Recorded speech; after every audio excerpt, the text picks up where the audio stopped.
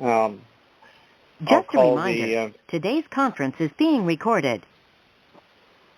Thank you, Madam Clerk. Joining conference. Natalie Euler.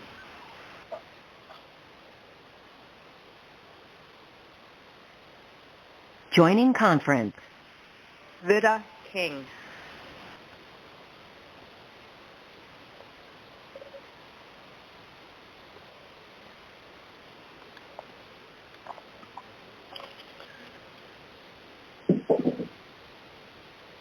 Okay, so I'm going to start. It's Mayor Comrie. I'm going to start by taking the role of the councillors. I heard Councillor Lamb. I have not heard. Is Councillor Gorham Matthews on the line? Yes, I am. Thank you very much. Councillor McEwen. Yes, I am, Mr. Mayor. And Councillor Woods. Yes, I am. Thank you. Michelle Hendry, CAO Clerk, are you on the line? I am, Mr. Mayor. Thank you. How about Fire Chief Bob Whitman? Yes, I am, Mr. Mayor. Thank you.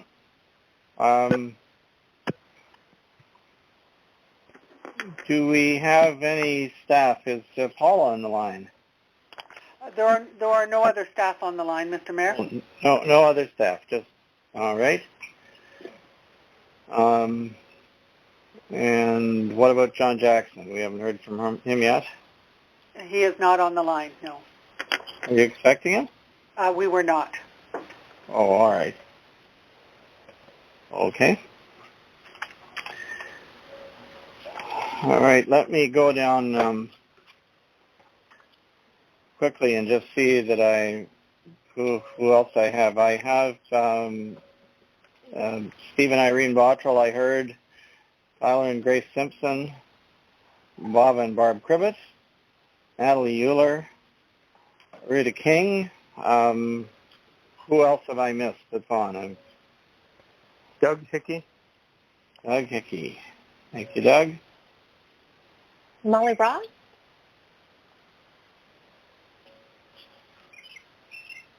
And Ian Crawford. Okay, Ian Crawford. I'm sorry, I didn't catch who was before Ian. I'm Molly. Oh, Molly. Oh, Yeah. Okay, welcome, Molly. Sorry, I didn't catch your name. Lee General's on the line, too. All right. Leaving conference.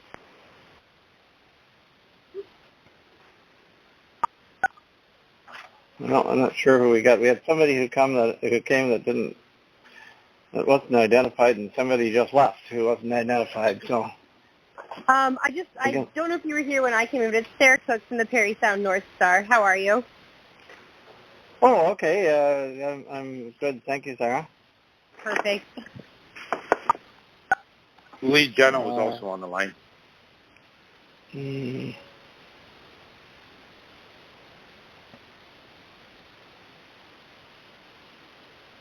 Okay, thank you, Lee. Anybody else I missed? Joining conference. Molly? Oh, okay, Molly is back. Sorry for that. That's okay. Joining conference.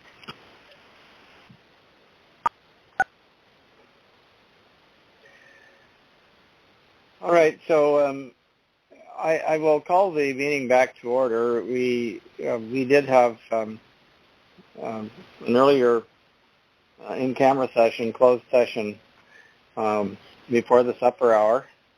And so just to bring you up to date, we have already approved the agenda. And we have approved the agenda with the deletion from the published agenda of 2 items that I suspect are going to affect a couple of you who are on the phone, and I apologize for this, but the items that we will not be dealing with tonight are items 10, 10.1 specifically, which is a planning item related to the site plan control agreement for the Greenwood property, and item number 15.2, which is a bylaw to amend our zoning bylaw with respect to the same property. And I do apologize to those of you who have called hoping to at least hear the discussion or perhaps participate in the discussion on those particular items. The reason that we removed them from the agenda is that they are, the site plan agreement is still a bit of a moving target. There are some discussions going on with the applicant about suggested modifications to the site plan agreement, and these were taking place this afternoon, and we felt that it really wasn't ready. We really wasn't ready for discussion, and we're really not ready to make a decision on them. So those items will come back on another agenda, and you will have notice that they are going to be discussed. They will be discussed in at least an open session in committee of the whole. So at that time, you would be able to speak to them and listen to the discussion.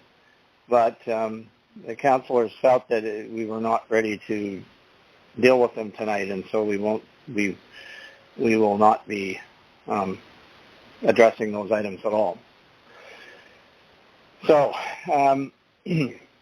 with that bit of information, we returned from closed session before we recessed for dinner. I'll ask the councillors at this point if anyone has any pecuniary interest to declare.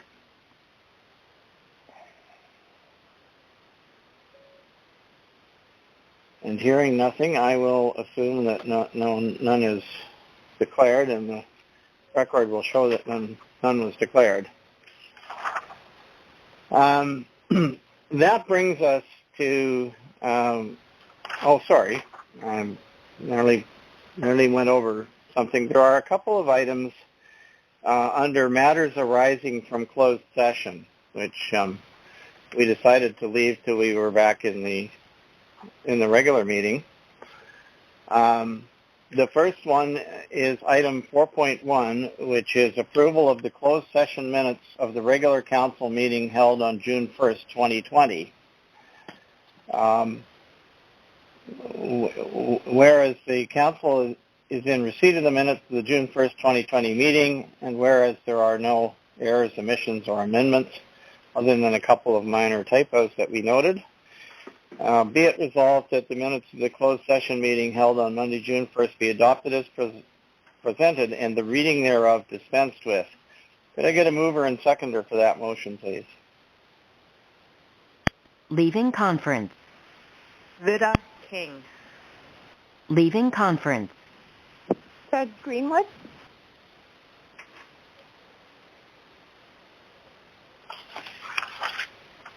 Can I get a mover and seconder for the closed session minutes of June 1st, please?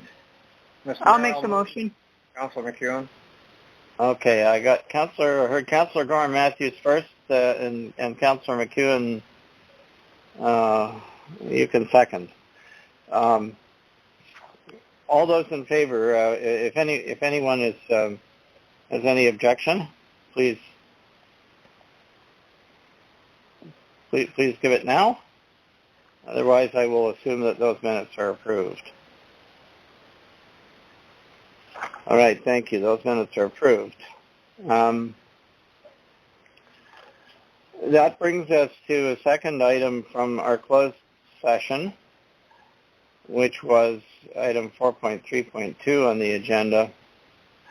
And I will read the motion that we have for those of you who are listening. This is in regards to the property that was known as the Dragon Cafe that burned down recently. Whereas the lands and premises known municipally as 2246 Highway 124, Dunchurch, Ontario, the property, contained debris and remaining portions of a building damaged by fire, And whereas the chief building official of the municipality has determined that the remaining portions of the building on the property are unsafe and has issued an order dated May 25, 2020, pursuant to Section 15.9, subsection 4 of the Building Code Act 1992, requiring the owner of the property to obtain a demolition permit by June 5, 2020. And whereas the owner has failed to obtain a demolition permit and the chief building official has determined that the building must be demolished to remove the unsafe condition, and pending demolition that the property be fenced for the protection of the public pursuant to Section 15.9, subsection 6B of the Building Code Act, be it resolved that this council hereby confirms and supports the decision of the chief building officer to carry out the said fencing and demolition, and that the costs of doing so shall form a lien on the property and have priority lien status. Can I get a mover and seconder for that motion, please? I'll make the motion, Councillor Lamb. Thank you. Councillor Lamb moves as seconder. I'll second. Okay, go ahead. All right. Councilor Gorham Matthews, second. Thank you. Is there any further discussion on this motion? If not, I'll call the question, and I'll do it by a recorded vote. Councillor Gorham Matthews. Yes. Councillor Lamb. Yes. Councillor McEwen. Yes. Councillor Woods. Yes. And I am also in favor, so that motion is carried unanimously. Thank you. The chief building official now has the authority to proceed with cleaning up that site. And we have one more.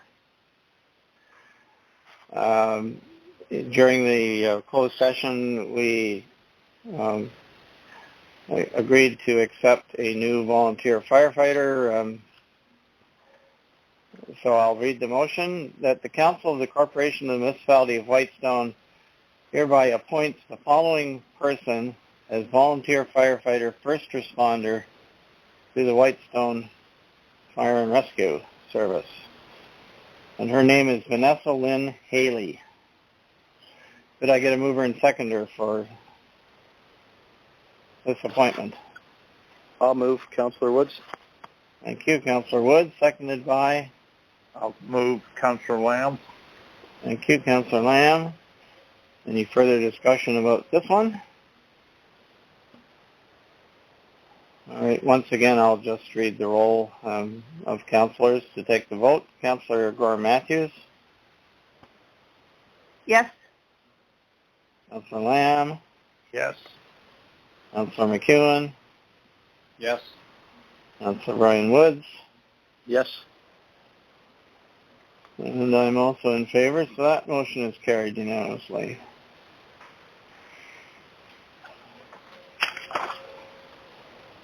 All right, thank you for your indulgence. We're done with the business left over from the closed session. It's now my pleasure to introduce our communications consultant, Molly Ross. Molly has a presentation that she's going to go through with us on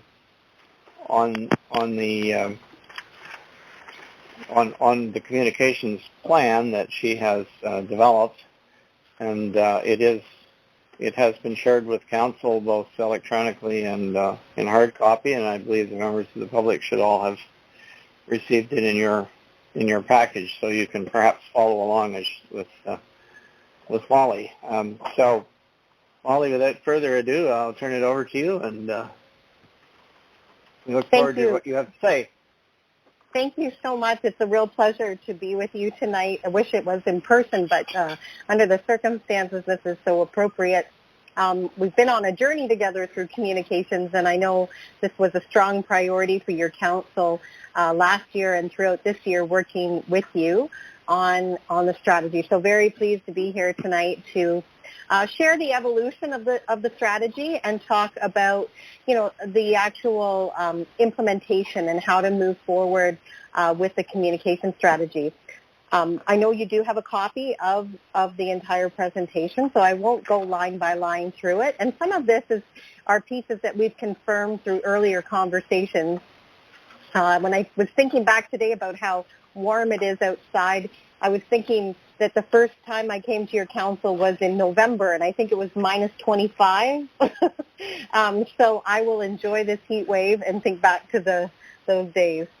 So just walking through the presentation, the strategy, as you know, as a, sorry, I apologize for that. The presentation has been an evolution. We've had a chance to talk to stakeholders, do some best practice research, and again, through steps and different presentations to council and input from the community members as well, is to shape a goal and guiding principles for this strategy for the municipality to implement. And I'm looking at page 3 now. We had at my last presentation, we looked at the different objectives and the different areas of focus for the communication strategy, which were confirmed at that time and again tweaked based on comments and input from council as well as from other members of the public who provided input. So what I'd like to turn more attention to in my presentation to you this evening is to talk about the implementation. So how to make it come to life. So under the focus area of brand and capacity, this is really that professional and consistent voice for the municipality in order to, again, make sure people are paying attention to what the municipality has to say, as well as, conveying the real value and professionalism of the municipality. And as I turn to page 4, this is where we get into the bulk of how. So last time I was with you, we talked about under each objective having different strategies or tasks that would achieve that. And so what you'll notice in the charts that have been provided in this presentation is really the how. How will we get this done and what is required? So obviously with branding, you'll note that there's some refreshed proposed branding in this package today, just to again modernize the brand to meet new digital needs, but still respecting the history and tradition of Whitestone and the brand that you've had so far. Karen Greenwood. And so again, you'll notice that there's different pieces here under brand and capacity. And I want to just point out that in order to be effective with all of these different objective areas, it's very important that we do the groundwork in year 1 and 2 to make sure that you have the tools, the channels, as well as the guidelines in order to be effective. So there is a lot of not as exciting pieces to some, but having those image banks, having a refreshed logo and brand standards that kind of give a roadmap for how staff will communicate on behalf of you to the public, templates, all of those things will help build a lot of capacity to be effective in communicating under some of the other goals.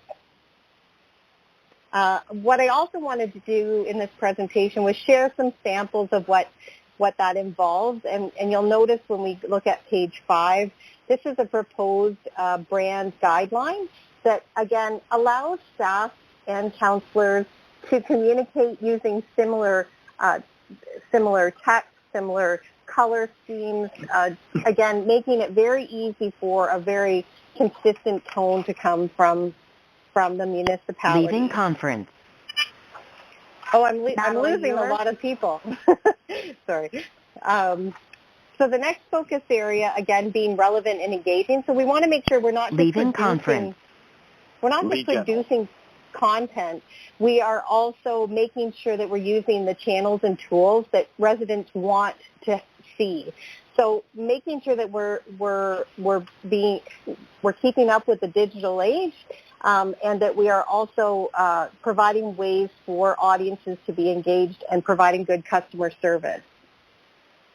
So I'll turn to page 7, which starts to talk about the how. And right now it's exciting that you're actually at the same time going through a website redevelopment project, because that is one of your main public-facing tools for communication. It's not enough just to have a website. You have to have strategies like social media, as well as newsletters and other various tools to bring people to your site. But it's important that that site is updated and fresh. And so I'm excited for you that you, at the same time as the strategy, are launching or in the process of doing a website redevelopment. And that will really be a chance for all of your residents, seasonal, full-time, however you want to define residents, to already see a big change in how you're communicating with them. At the same time, we need to make sure there's procedures in place, because creating a brand new website is wonderful, but if you don't have some procedures and resourcing in place to make sure it stays fresh and engaging, means that 2 years from now, you won't have that same great product for communication. Another one is your newsletter. So you have a long tradition of communicating with taxpayers or residents through a newsletter that goes out through the mail. But I think there's an opportunity here for us to move towards both a digital format and, again, always making accessible a print version so that those who would like or prefer to receive it that way can, or for accessibility reasons.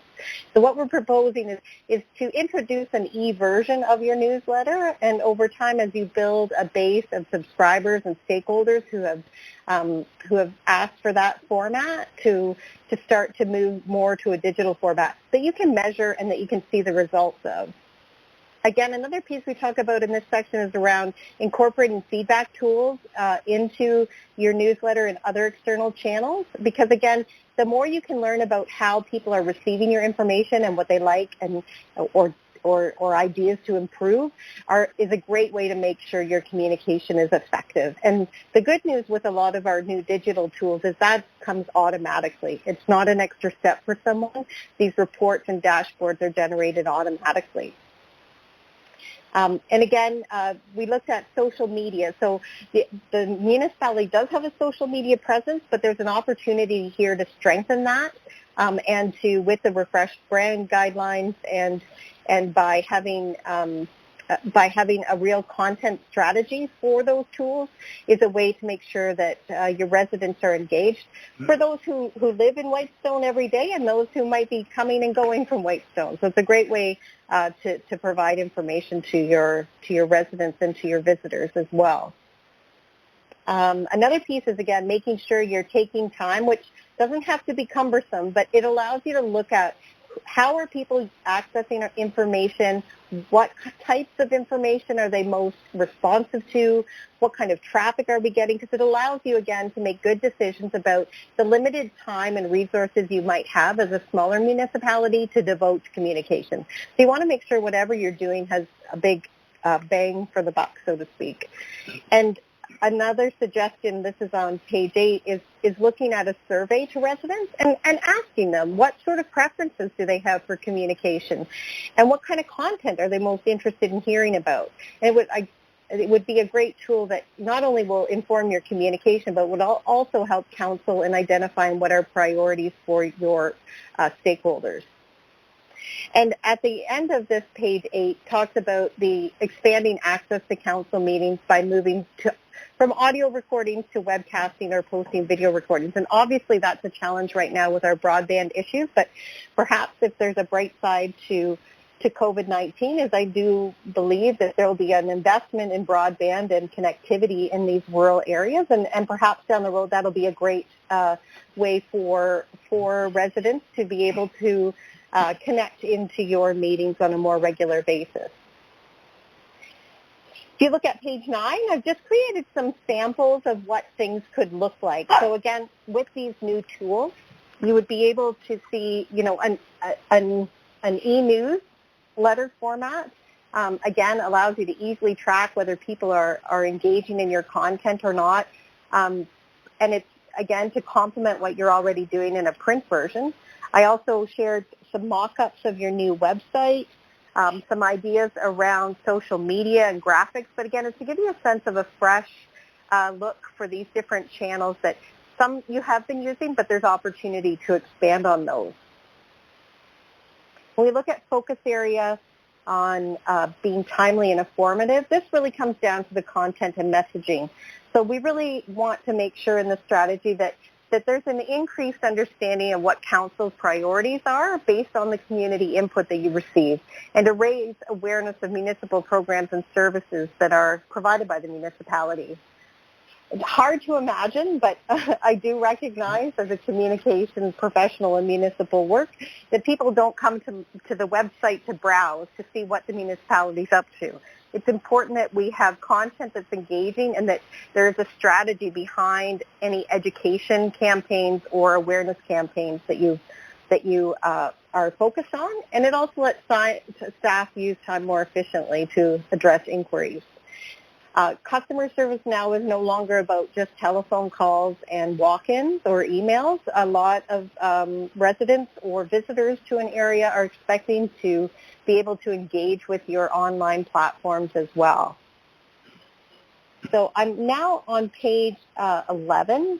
Just again, I don't want to walk through it because I know you've had it in advance, but just looking at a way to develop a content schedule is an easy way for you to stay on top of key programs or services that you want to promote throughout the year. So again, you're not just regurgitating the same content for each newsletter or each post. You've thought about it a year in advance. It's a little bit of work up front, but after that, you have a really nice program of what key programs or messages you want to push out throughout the year and develop the content in advance. You also, again, of course, are able to then have a little more time when the unexpected comes up. So issues management or things like COVID, which again, none of us could have anticipated the needs for communication in this. But again, having a content schedule for your regular programs and services can be a real asset there, as well as a procedure for monitoring media and social media. So just beginning, you can't just post to social media channels. You have to also be prepared to, again, identify what issues are priority to the public and to council, and then to make adjustments for that so that you're, again, anticipating what messages are out there. And finally, with media relations strategies, there are more and more non-traditional media sources available to spread the word of what council is focused on. So my suggestion was around creating a media list of traditional and non-traditional sources, but also monitoring and building respectful relationships with those media outlets so that you understand their timelines and you can also help with the accuracy of their reporting. And my experience is these kind of relationships then allow you to, get your messages out in a timely manner, but also, it's a mutual respect of being able to, let people know whether they've interpreted information from council the right way, and certainly every journalist would like to be able to provide the best information to the public. So it's a great way to do that. And again, I think there's a number of educational campaigns we looked at that could be around service delivery changes to make sure that residents don't just hear about a change that's coming, but understand the why behind it, as well as being able to raise awareness of topics that council would really like to hear input from the community on as they make decisions on behalf of the community. And as we go through these implementation plans, you'll notice there's a lot of cross-referencing to other tasks, but that's the nature of any good plan, is it all has to come together as one. So again, as we look at raising awareness and building subscribers, you're also going to generate a list of key stakeholder groups that, again, you have at your fingertips then that are engaged and ready to hear from you, as well as the opportunity for you as a municipality to attend public events that that municipal staff can address municipal Joining issues at. conference. So, and finally, the last focus area around accessibility and records is, again, really just to make sure with compliance with the AODA requirements mean that any of your digital content needs to be in an accessible format. by January 1st of 2021. So we just wanted to make sure in this strategy that we're addressing the fact that needs to happen as part of the website redevelopment, but also in the documents that we create or even in social media posts. There's small nuances, but just to make sure that you are able to make the information you're sharing accessible to as many people as possible, and also to make sure that you're keeping good, accurate records in accordance with your records management retention requirements. So just in looking at page 15, these are some highlights. There's a lot of work to do up front, but that is the key, I think, to making this successful and sustainable, is once with the new website launched and engagement tools and analytics that are aligned with the strategy, allows you then to have some foundation that you can build from. So it will require some work around those guidelines, templates, policies, and procedures, but it's really the key piece in order to be effective in the long term, so that as you see staff change or move on to different positions, you know that the municipality has these guidelines as well as the tools in order to continue in a seamless manner of communication in the way that you want to. So I've gone on a little, and I again apologize for the interruptions, and wonder if you have any questions for me. Maybe I could ask first if our CAO clerk has any other comments that she wanted to add to the presentation before we start. Any other information you want to update council on before we go? No, thank you, Mr. Mayor.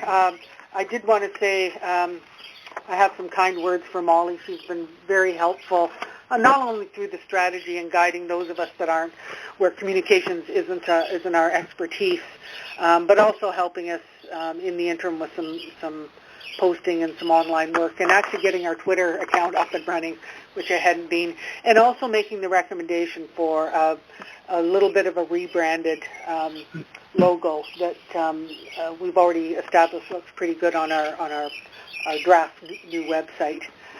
But I did want to bring to council's attention, as I did earlier today, there's a huge amount of work to be done, and we're going to have to really think about how to accomplish and get to the end game where we want to be. So thank you. Other than that, no comments. I'm excited to help move this forward for sure. Okay, thank you. Sounds like somebody has a bird. Or two. Or two, yeah, maybe it's more than one. Okay, Councillor, it's over to you. Questions for Molly? Sure, I'll go if you'd like, Mr. Mayor. Please, go ahead. Yeah.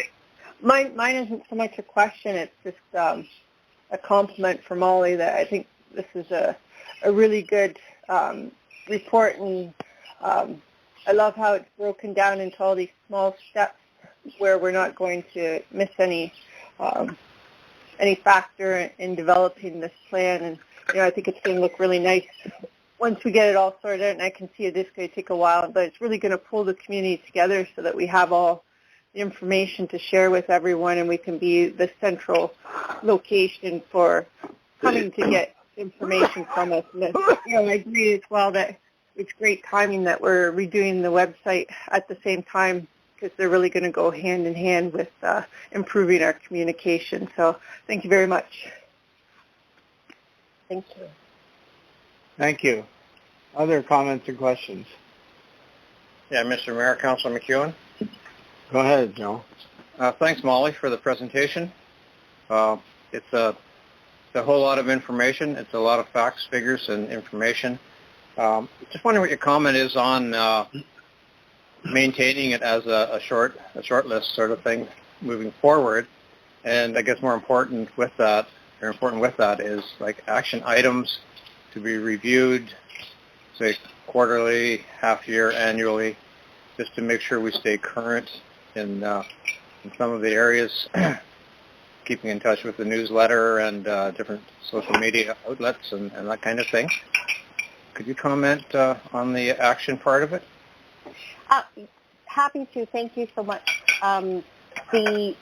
What I would say, the bad news is that there is a lot of work to be done up front, but the good news is that it really must be done in order for it all to work together. So even with there's already been a bit of mix of plan and do. Again, we started looking at a refreshed logo based on needs for the website redevelopment project. And as the website is developed, the development of that image bank and video bank will have to happen in order to complete that project. So there's a lot of I think, momentum that will follow from this. And I would suggest that, again, you've been waiting for a while for this strategy, but it will take a good year and, as message, some resources to get it done. But once those things are in place, you should see it running fairly smoothly. And again, it won't have to be a communication specialist who's executing your social media down the road. If they have the guidelines and sort of roadmap to follow and this toolbox of templates and brand guidelines, it's not difficult for someone who isn't a trained communication specialist to execute, if that makes sense. And I would suggest that, once a year you look back and you share, I think, sorry, I'll step back a second, but I think an exciting thing to do, should this strategy be adopted today or down the road, is to, announce to your constituents that this is the strategy and this is what they should look forward to in the year to come. And to again, each year kind of, as you ask them through a survey of what they'd like to see and hear, is be able to report back on what you've done on these topics. But again, I've tried to be as detailed as possible so that won't be a lot of work each year, because each step generates its own analytics, and it won't be cumbersome for staff and, on a yearly basis to look back and see whether it was successful or not, and to produce a report on that. So we'll take some time. I hope that answered the question. Yeah. Take some time to put monitoring in place and benchmarks and such. Yeah, it's not always exciting to talk about procedures and policy, but those really are some key pieces where, it helps keep staff safe from a communication perspective. When you think about the effort that goes into the preparation of a council agenda or agenda package, you have to think about the fact that a lot of what you're communicating to the public through these other channels is often more accessible and is more read than sometimes the agenda packages that you're putting out. So it is work, but it is worthwhile in terms of, the ability to communicate and engage with your stakeholders. Okay, thank you. Somebody else. Yeah, Councillor Lamb. Molly, thank you. I share all of the comments that have been made, and I share Councillor Gorm Matthews' opinions. I know when we first engaged you that Beth and I met with you and kind of talked about the uniqueness of our community and the vast majority of people, whatever, 75-80% are seasonal, and I talked about the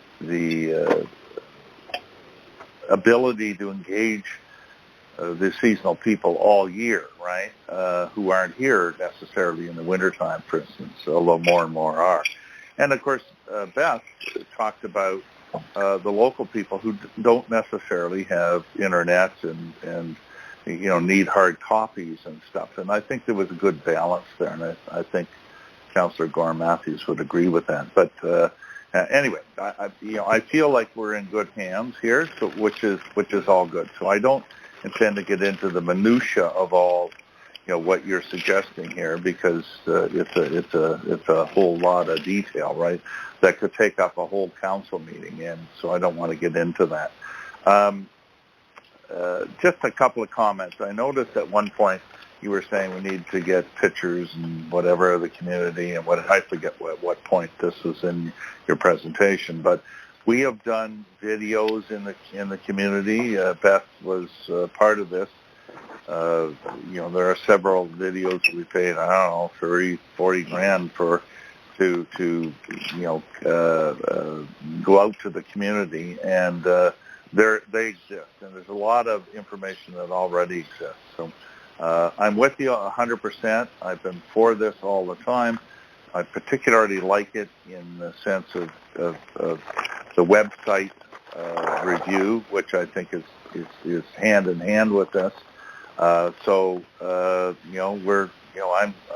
good to go.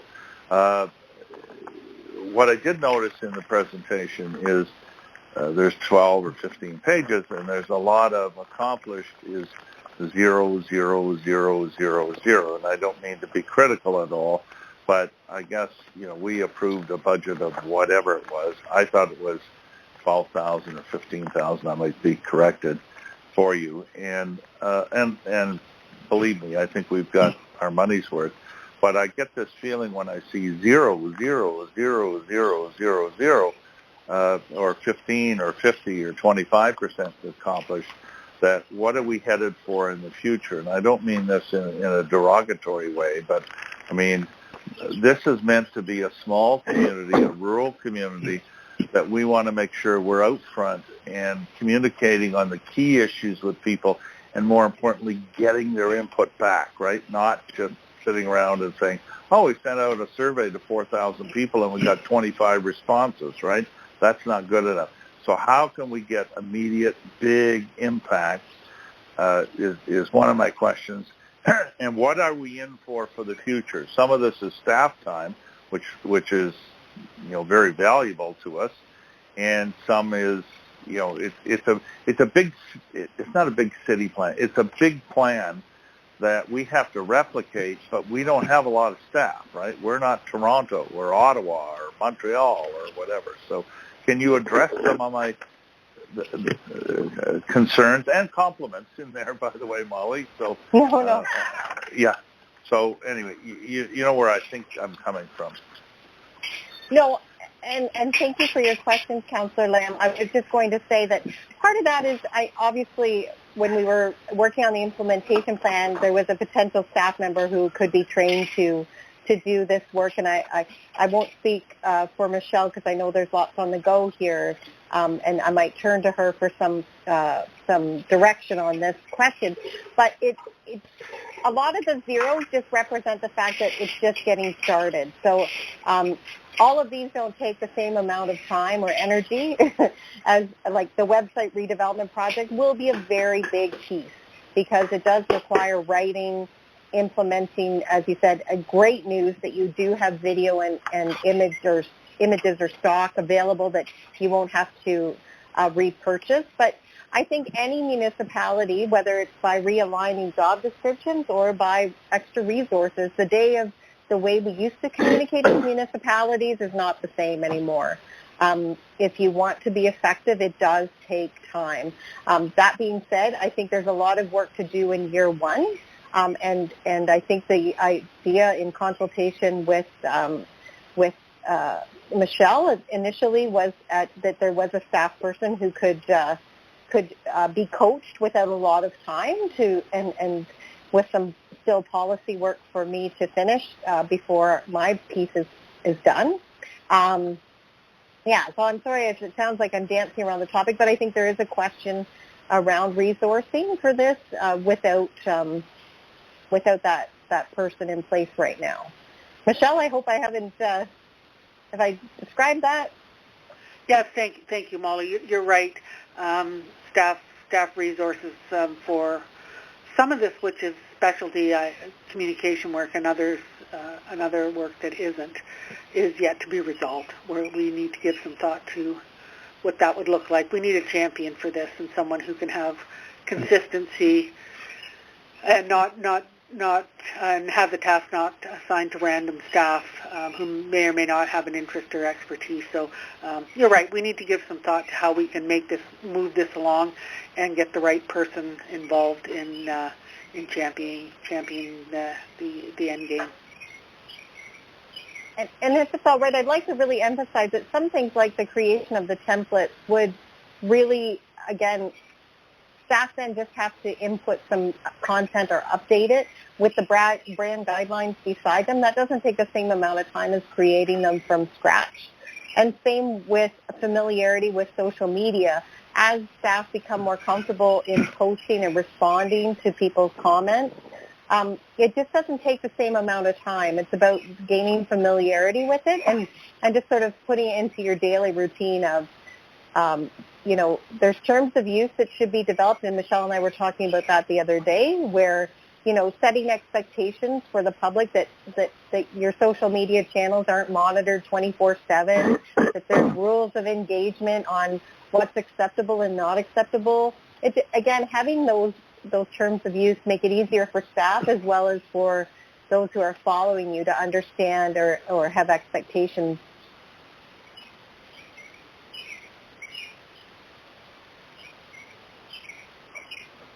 Okay, are there other questions or comments for Molly?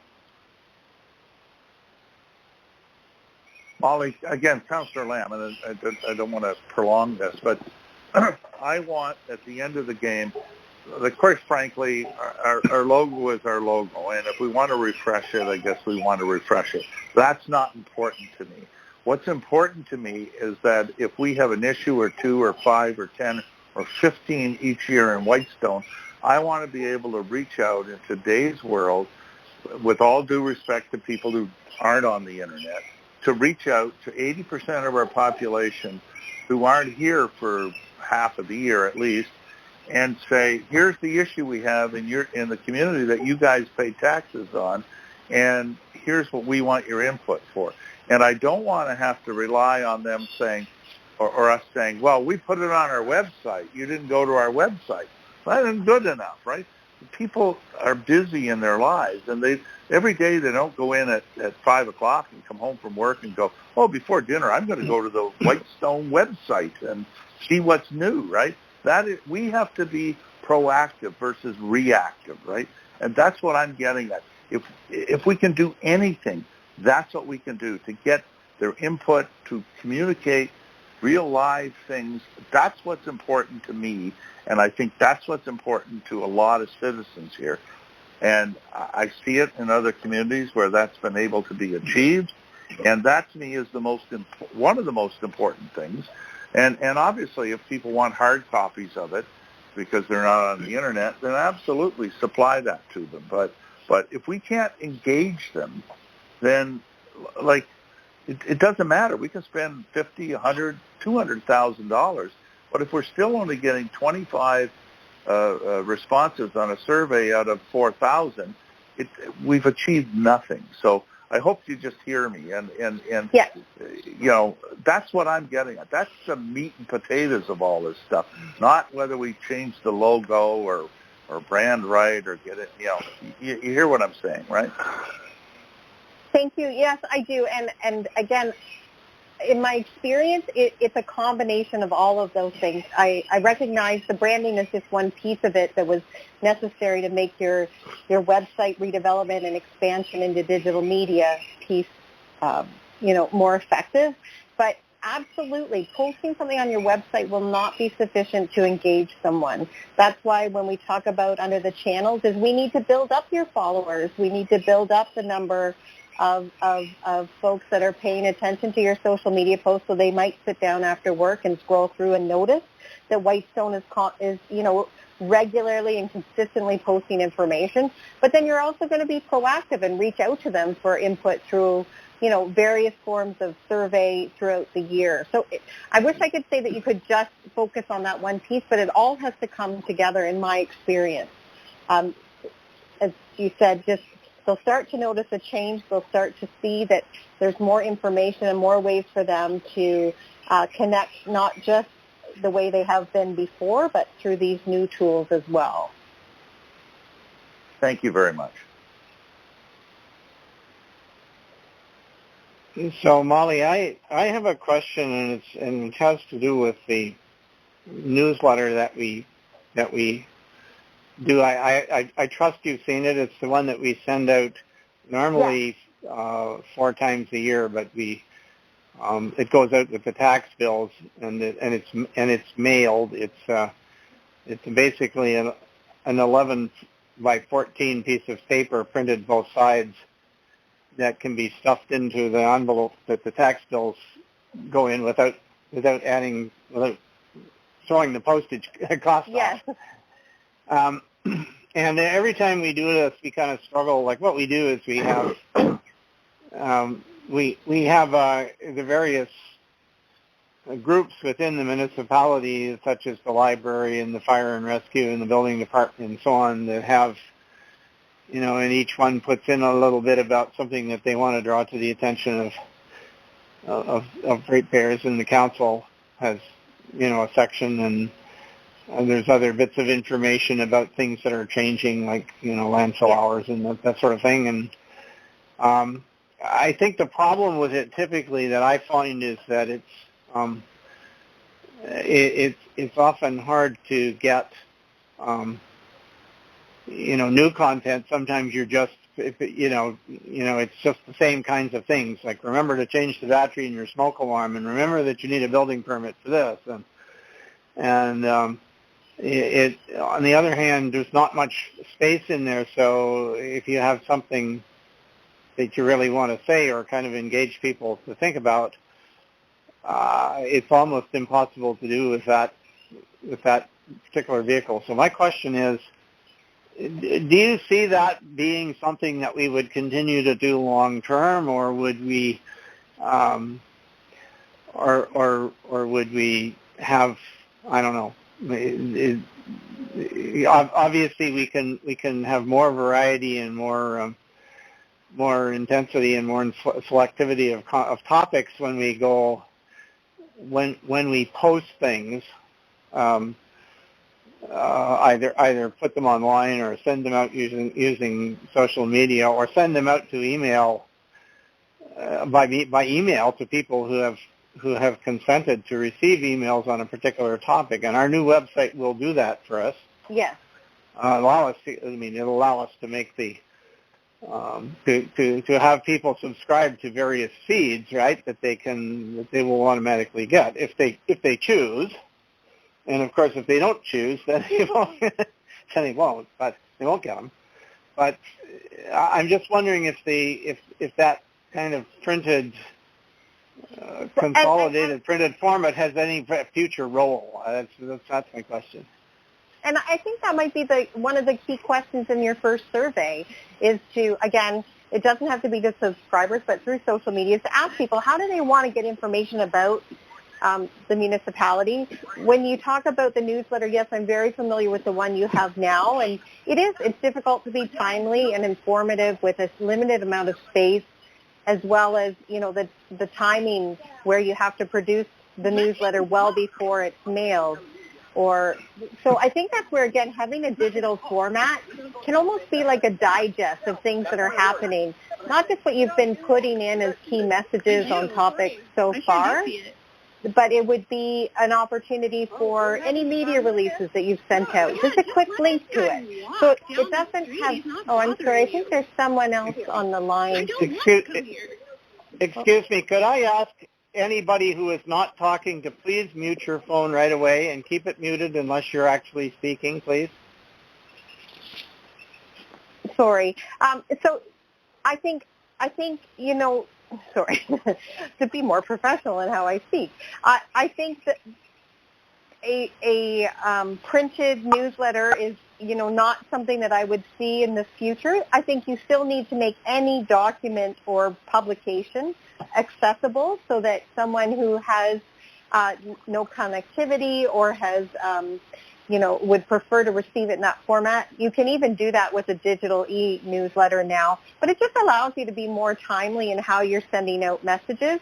And often you'll see out of all the posts, I'm even thinking in the last few weeks, the number of messages that the municipality has shared through their social media feeds, those are all messages that you can, send as reminders out to your residents now. And people will start to pay attention. I don't know whether you'll get to 80%. I think that's a dream of anyone working in communications for a municipality. Not everyone is as excited about the municipal world as those of us who work in it. But I do think that, surveying people and asking them how they'd like to get information, and I think this approach where you keep the newsletter in a print format for the first year while you introduce the digital format allows you to see, in real time, what are people engaging with, and it's really hard to measure that with something that goes in a tax bill, whether people have read it, whether they're finding it useful. Okay, well, thank you for that answer. I'll just ask one more time. Are there any other questions or comments you'd like to raise before we move on to our next agenda item? Mayor Comrie, is this open to the public for a question? It's Doug, right? Yes, it is. Doug. We can't go on too long, but I'll let you ask a question because I know you've been involved in this topic quite a bit, Doug. Okay, thank you, Go Mayor.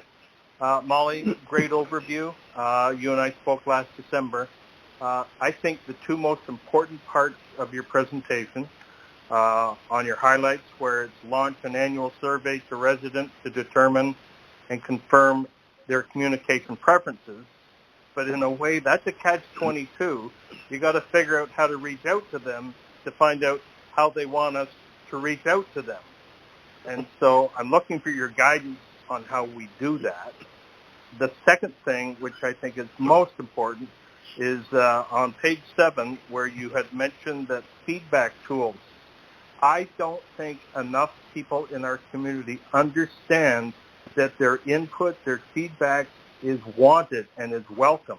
I don't know if people understand that, yes, you could submit something to the mayor and the CAO and the councillors and put it on the agenda of a next council meeting. I don't think they understand that, and they need to understand that. So anything that can help that, I think your guidance would help them. No, thank you very much for that question, because I think it comes back to not just posting information and not just saying we're doing a survey. It's about engaging people through social media, through a newsletter, through an e-newsletter format, and talking to them about how you're going to communicate with them and how you are looking to hear from them, and using really plain language in doing that. So I do think you can build your followers through social media, which then allows you to push people to the website for regular updates, to subscribe for updates, but then again to subscribe for your newsletters. And I did put in here, and we didn't have a chance to talk too much about it, and I'm very aware of the time that this presentation has taken this evening, is, as a potential agenda item for councillors is for council meetings is to discuss as councillors what topics you're hearing as priorities as well, because it makes your content meaningful, and that's what people tune into. So just pushing out a post every day on social media is not a way to be engaging. You need to make sure that you're focused on information and topics that are very important to your residents. And I'll throw a hint that I found, and I'll use the example of where else I work, is we know in the district of Muskoka, people are very interested in garbage and landfill and changes like that. Those are our most heavily trafficked pages and our social media posts. But we'll make sure that people who are looking for information about garbage, that we will also let them know about ways they can learn more about the district and what we do. So I would suggest the same strategy for Whitestone is, use the opportunities where you have a larger audience to let them know that you'd like to hear from them on how to communicate. Because them telling you how they'd like to learn about landfill or transfer stations will help you understand how to better communicate on all topics. I hope that helps. Yes, thank you. Okay, thank you for that. Well, okay, with that, I think it's probably time for us to move to our next agenda item. But again, I want to thank Molly for her presentation and for answering questions. And I want to thank those who have asked questions and commented. It's good discussion, and we're definitely committed to keeping this going. And I have to tell you personally, I can't wait to get our new website up and running and get be able to take advantage of some of the things that I believe it will enable us to do better. So that is, as you saw in the summary, the overview slide, a priority for this year. So again, thanks everybody. Let's move to our next item, and we get, as I mentioned earlier, to jump over items 9 through 12 on the agenda because we're not going to deal with the planning item, and we're not going into committee of the whole. So that would bring us then to, and we don't have a public meeting, so that would bring us again to item 13, which is the consent agenda. And, I'm sorry, I did forget. Molly? I did forget one thing that I should have done. We should have a motion to receive Molly's communication strategy and implementation plan for information. Could I get a mover and seconder for that motion, please? Now that we've received it. I'll make the motion. Thank you, Councillor Gorman-Matthews, seconded by? I'll second, Councillor Woods. Councillor Woods, great. And can I assume that everyone's in favor of that? Thank you. You can't really take it back now. All right. So that then brings us to the consent agenda. And I have to just get the appropriate motion here. We have two items on the consent agenda. Three items, I guess. The first is the adoption of the regular council meeting minutes for the meeting of June 15th. The second one is the adoption of the special council meeting minutes for the meeting of June 17th. And strictly speaking, that wasn't a special council meeting. It was just a continuation of the one on the 15th that we weren't able to finish all the items dealing with the waste management. So, Joining conference. Lynn Brennan. Welcome, Lynn. There are those two sets of minutes, and then there is some unfinished business on page 4, which we might just touch on very quickly when we come out. So, could I get a motion, please, that Council of the Municipality of Whitestone does hereby receive and or approve the items contained in the consent agenda dated July 6, 2020. I'll move, Councillor McEwen. Councillor McEwen. I'll second Councillor Lamb. Thank you. And are there any corrections that anybody noticed to those minutes that you want to make, or?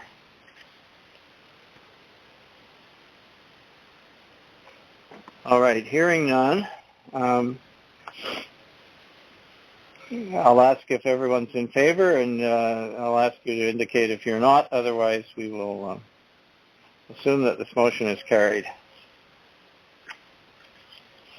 Okay, hearing nothing, that brings us to matters arising from the consent agenda, and I thought maybe we might just,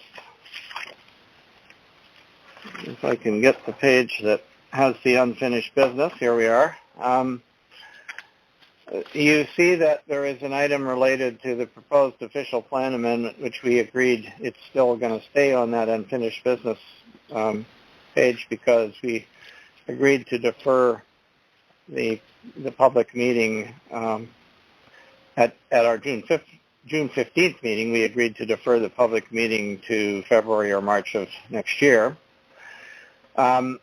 There is the Animal and Bird Control Bylaw matter, which is in the hands of the Whitestone Agricultural Advisory Committee.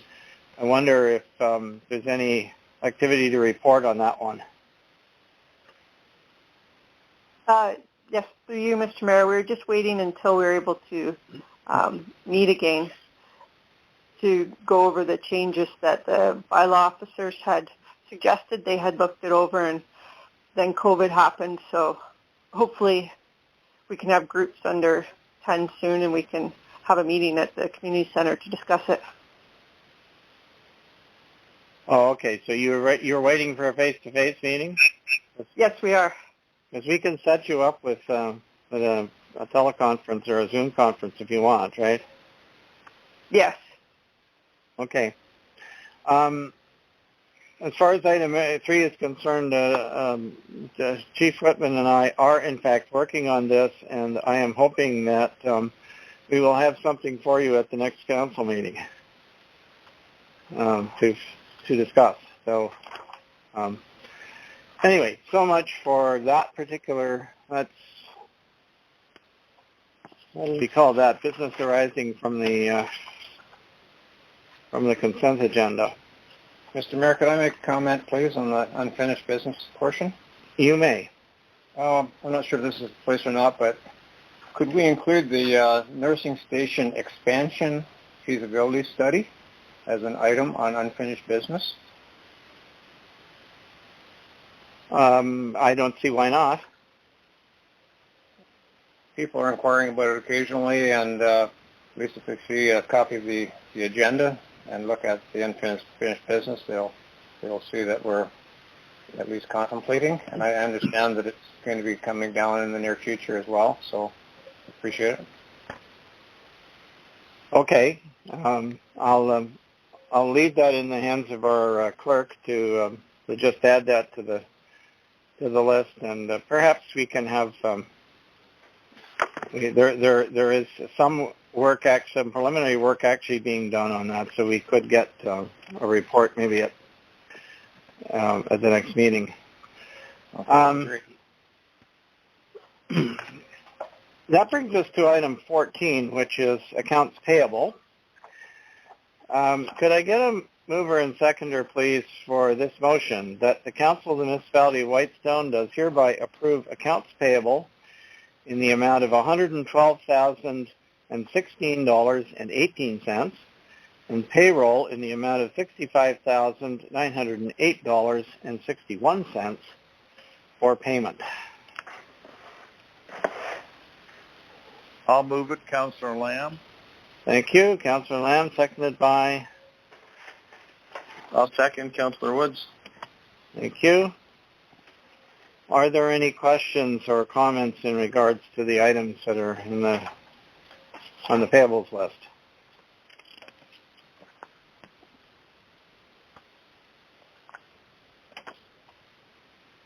Okay, I will call the question then, and I'll do it by roll call of the councillors in this case. Councillor Gorham Matthews? Yes. Councillor Lamb? Yes.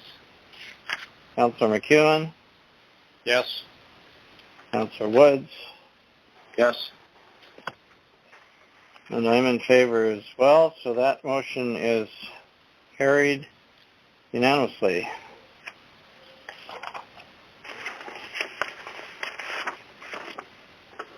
That brings us to item number 15, which is bylaws. And we had, as I mentioned to you earlier, we had two bylaw items. We have 15.1, which deals with the Cribbet's purchase of the Shore Road allowance, and the 15.21, which had to do with the bylaw to amend our zoning bylaw in connection with the Greenwood property, has been withdrawn from the agenda. So we're just dealing with item 15.1 this evening. I'll get the motion on the floor first, and this is the motion I'm looking for, that bylaw 34-2020, being a bylaw to close and stop up Shore Road allowance, be given a first and second reading as attached. And all right, well, we'll do it. I guess we'll just do it separately because we're going to have some discussion. So, can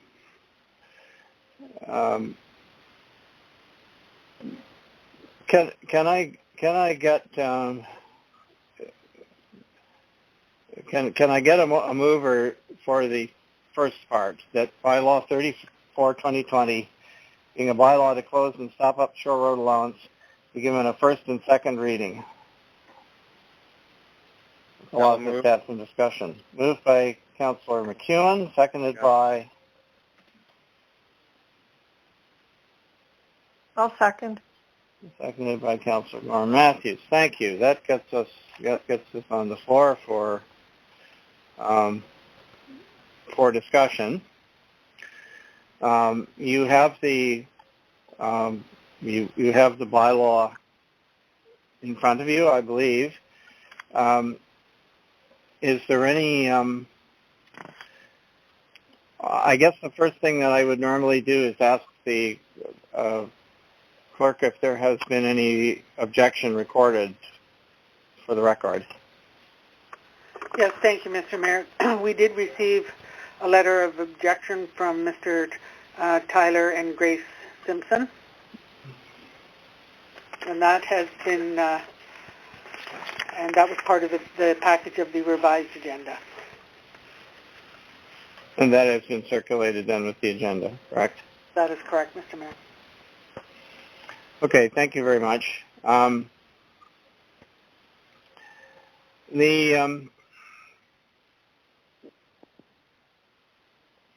Under our rules of procedure, this is not consideration of a bylaw is not part of a public meeting. It's not. We did, as you know, have some considerable discussion on this subject when it came up at a previous meeting.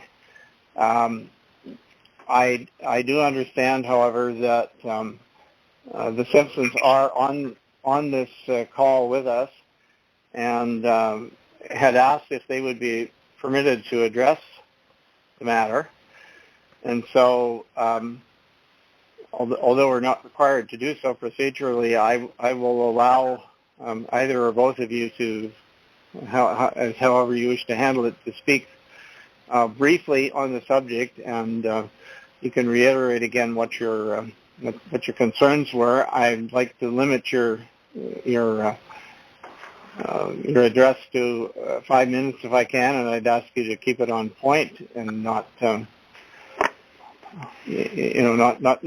not digress. If you would like to speak, please go ahead, and then I will ask councillors if they wish to comment or ask questions. Yep, thank you. This is Tyler Simpson. We just have a short statement prepared. I'll read it to you as follows. We, the Simpsons, cannot accept an SRA dividing line that cuts across the front of our property, and specifically directly in front of our main building. No property owner would accept this outcome. We understand the permanent dock structure has overshadowed our objection to the SRA dividing line. That structure has been removed, and our objection still stands. If you pass this bylaw this evening, you are forcing our hand into litigation. The litigation will extend beyond the means of quashing the bylaw. Let us be clear about that. Entering this process, the municipality or councillors no longer have control. As our legal counsel has noted, the municipality's official plan is clear, specifically Section 984 and connection to Section 24 of the Planning Act. Further, the document 34/2020, the mayor and clerk will sign notes, and quoting from the document, and whereas no persons have objected in writing to the closing or appeared before the council claiming that his, her, or its lands will be prejudicially affected by this bylaw, we ask council to address how our property has not been negatively affected.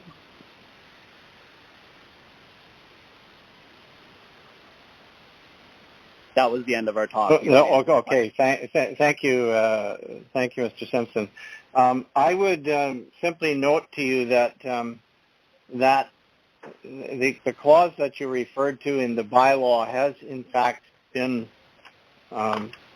it has been amended, and which clause and when was it amended? The clause that refers to no one having objected. I wonder, Madam Clerk, if you can read the agenda, right? Well, it's in the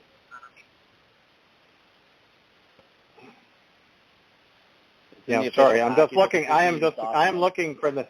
It's in the official package that we have. I'm going to ask the clerk to comment, please, and perhaps to read out what that clause in the bylaw that you extracted actually, how it actually reads.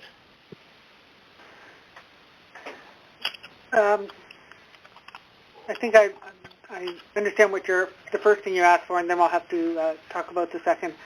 So the bylaw was prepared before we received the letter of objection, and that's fairly typical.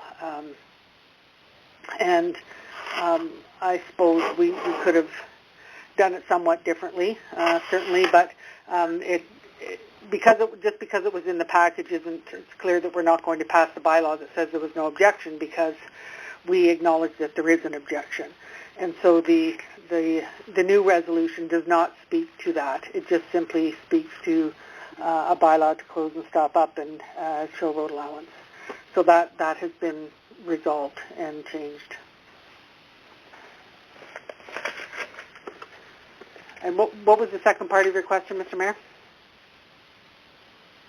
Well, I was simply asking whether people whether anybody other than council had in fact seen had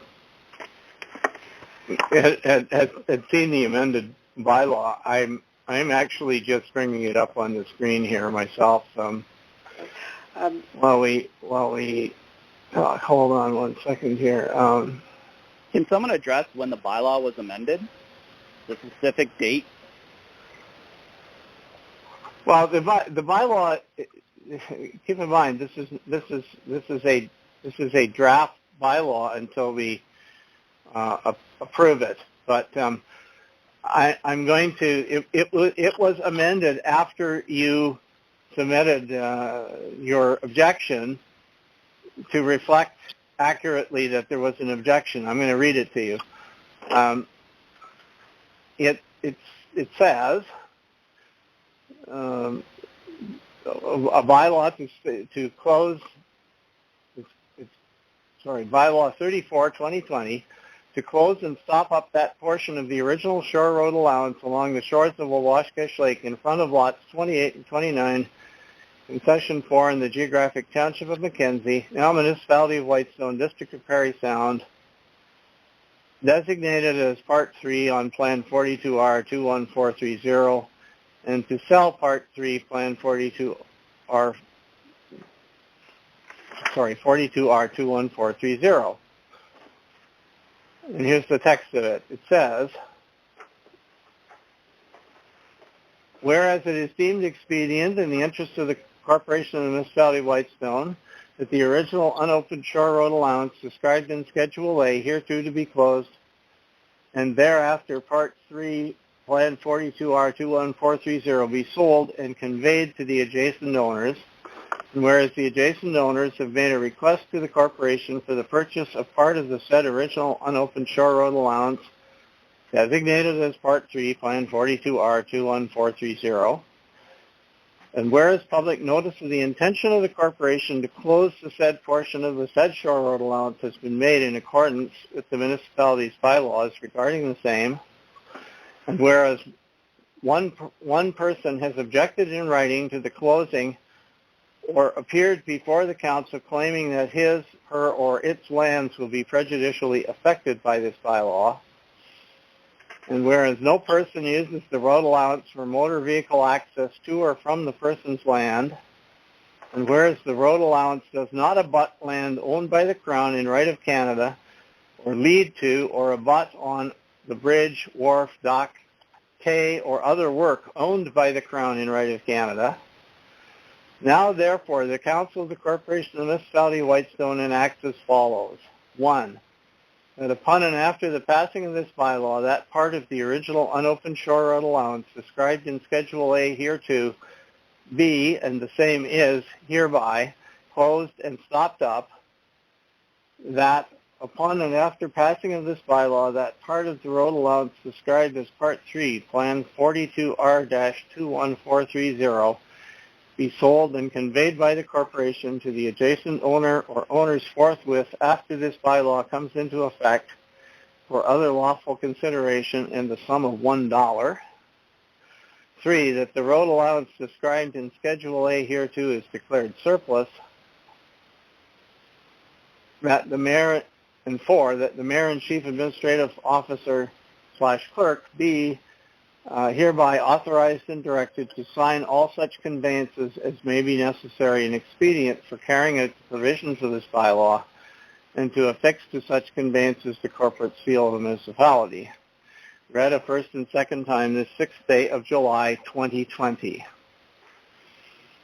So I've read it into the record, and you can see that the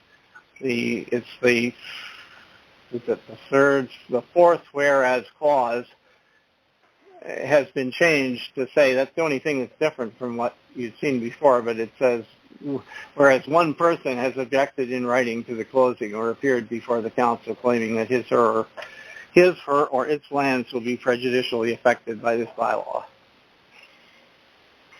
So the record shows that. One objection and saying you're going to close this bylaw anyways. You still haven't addressed how our property has not been negatively affected.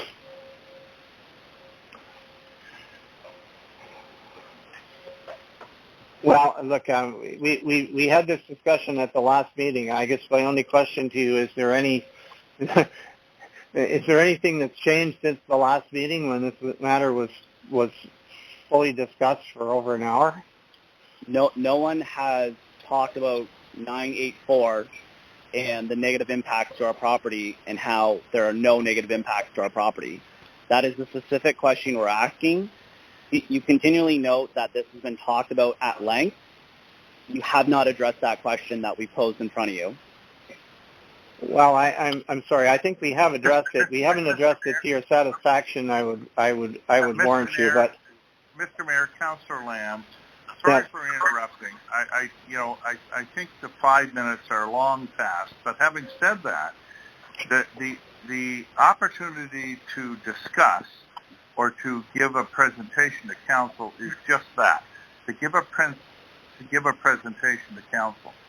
In any delegation, the delegation makes their presentation. It's up to council to ask questions of the delegator, not for the delegator to ask a whole series of questions to council. That's not the way. Mr. Lamb, you're incorrect in your statement. Well, okay. Well, sorry, I'm sorry. I'm going to terminate this the public discussion because Councillor Lamb is correct. In fact, that we are not obligated to hear objections, other additional objections or statements. That was what the previous meeting was intended for. If councillors have any comments or questions that they wish to raise at this time, they may do so. Otherwise, I will proceed to call the question on the motion that's on the floor.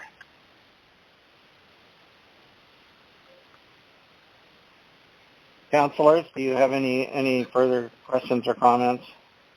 I have a question of Mr. Simpson. I noted that in your presentation that, and I think I got an email actually today from you saying that the dock and deck have been moved. They haven't been taken off your property. I assume they've been moved somewhere else on your property. Is that correct? Yes or no? The dock structure has been removed. Okay. It was a permanent dock structure that's been removed. Okay. Has the deck structure been removed? There was never a deck structure there. It was only partly constructed, and that has all been removed. There is no piles. There is no deck structure. There is nothing left there.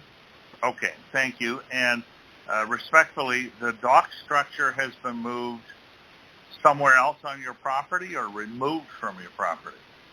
The dock structure we inherited was in very poor condition. That was removed last fall and is nowhere on our property. So again, sorry to ask this, but so did you have a new dock structure built this spring or not, or am I mistaken? We have not. We have no decks or docks on our property at this time. Thank you very much, Mr. Simpson. Okay, thank you. Are there any other questions on this item?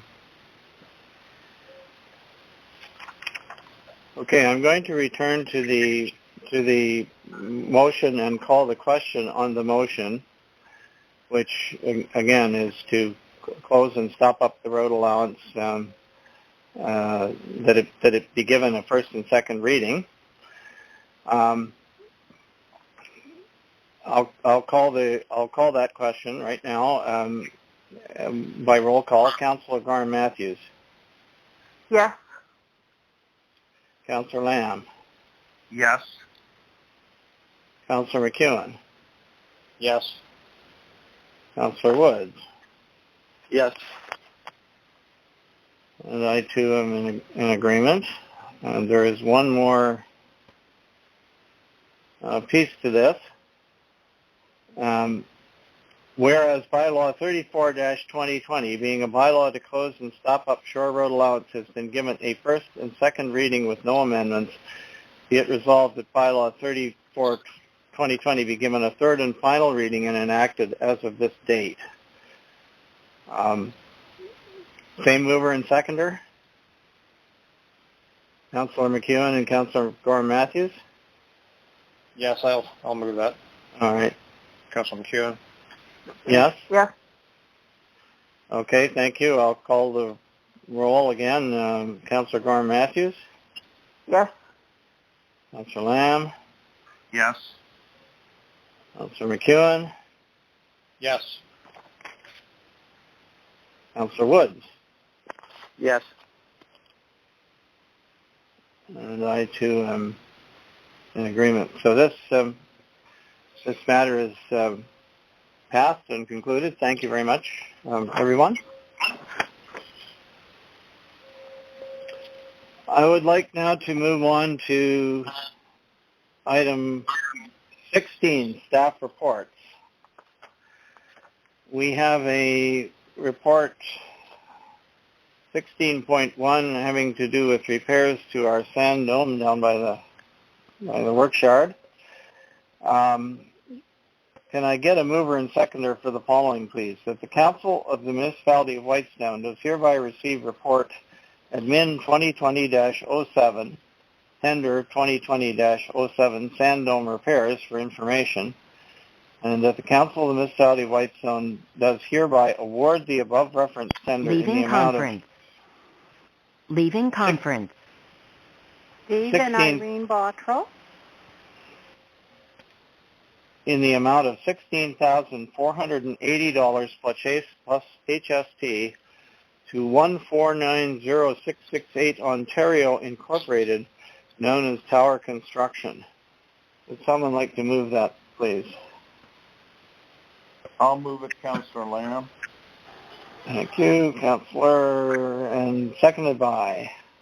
I'll second, Councillor Woods. Thank you.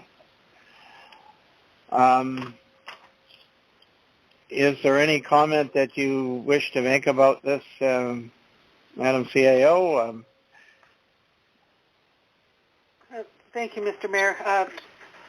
Just briefly, as the report stated, through a routine Ministry of Labour inspection, last year they requested a copy of the most recent sand dome inspection report, and we couldn't find one. So we're not sure if any inspections have ever been done, or the reports have just not been filed appropriately. So we, at the time, Brian Sheridan was here, and he undertook to hire a professional engineer. And the gentleman we hired, James Knight and Associates, he does. He's well known all over Ontario. He does sand domes all over Ontario, does the inspections, and helps with the specifications to build new ones or to repair older ones. So the the inspection report wasn't too damaging. There was clearly some roofing work that needed to be done. Structurally, it was in good shape, and he made a few other recommendations in the report that were minor in nature. Most of which, other than what you see in front of you, can be done by staff. And the pricing was good. We were a bit concerned about the differential between the high bid and the low bid, and even the low bid and the second lowest bid. But I'm led to believe that Tower Construction is good at what they do, and they realize how much money they've left on the table, and they come recommended. So I'm recommending we move forward with them, and they tell me they're ready to start within the next couple of weeks. Thank you, Mr. Mayor. Thank you. Are there questions from councillors? My only comment would be that they robbed the table. I'm only kidding. Like, don't tell them there's money outstanding on the table. Sorry. Okay. Any other comments? I meant that in jest. I know. I understand, Councillor Lamb. Can I call the question then? I'll do it by roll call. Councillor Gorham Matthews. Yes. Councillor Lamb. Yes. Councillor McEwen. Yes. Councillor Woods. Yes. Leaving conference. I'm in concurrence as well, so that motion is carried. And that brings us to number 17, which is our fees bylaw. No.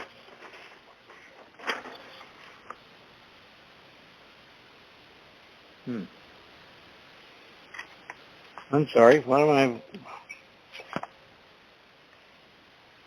Oh, okay, sorry. We're on 17 business matters, and 17.1, I apologize for that hiccup, 17.1 is an update with respect to the Wellness Center and pool activities, and I will ask our CAO clerk, who's been heavily involved in this, to just give us a summary to start with. I don't believe wasn't any particular motion attached to this, but just for information. Thank you, Mr. Mayor. The most active component of this project right now is the Citizens Advisory Committee, and as many of you know, there's a survey that's on our website and all the websites for the municipalities in Westbury Sound, and along with that comes an information package. So there's an outreach to the communities collectively to give their input on mostly it's the amenities related to the pool, and how and if they would use the pool, that kind of thing. There's been a bit of criticism in terms of there's not questions related to the cost. And I believe that the Citizens Advisory struggled with adding those questions in simply because unless you know what amenities you're going to have, you don't know what the costs are.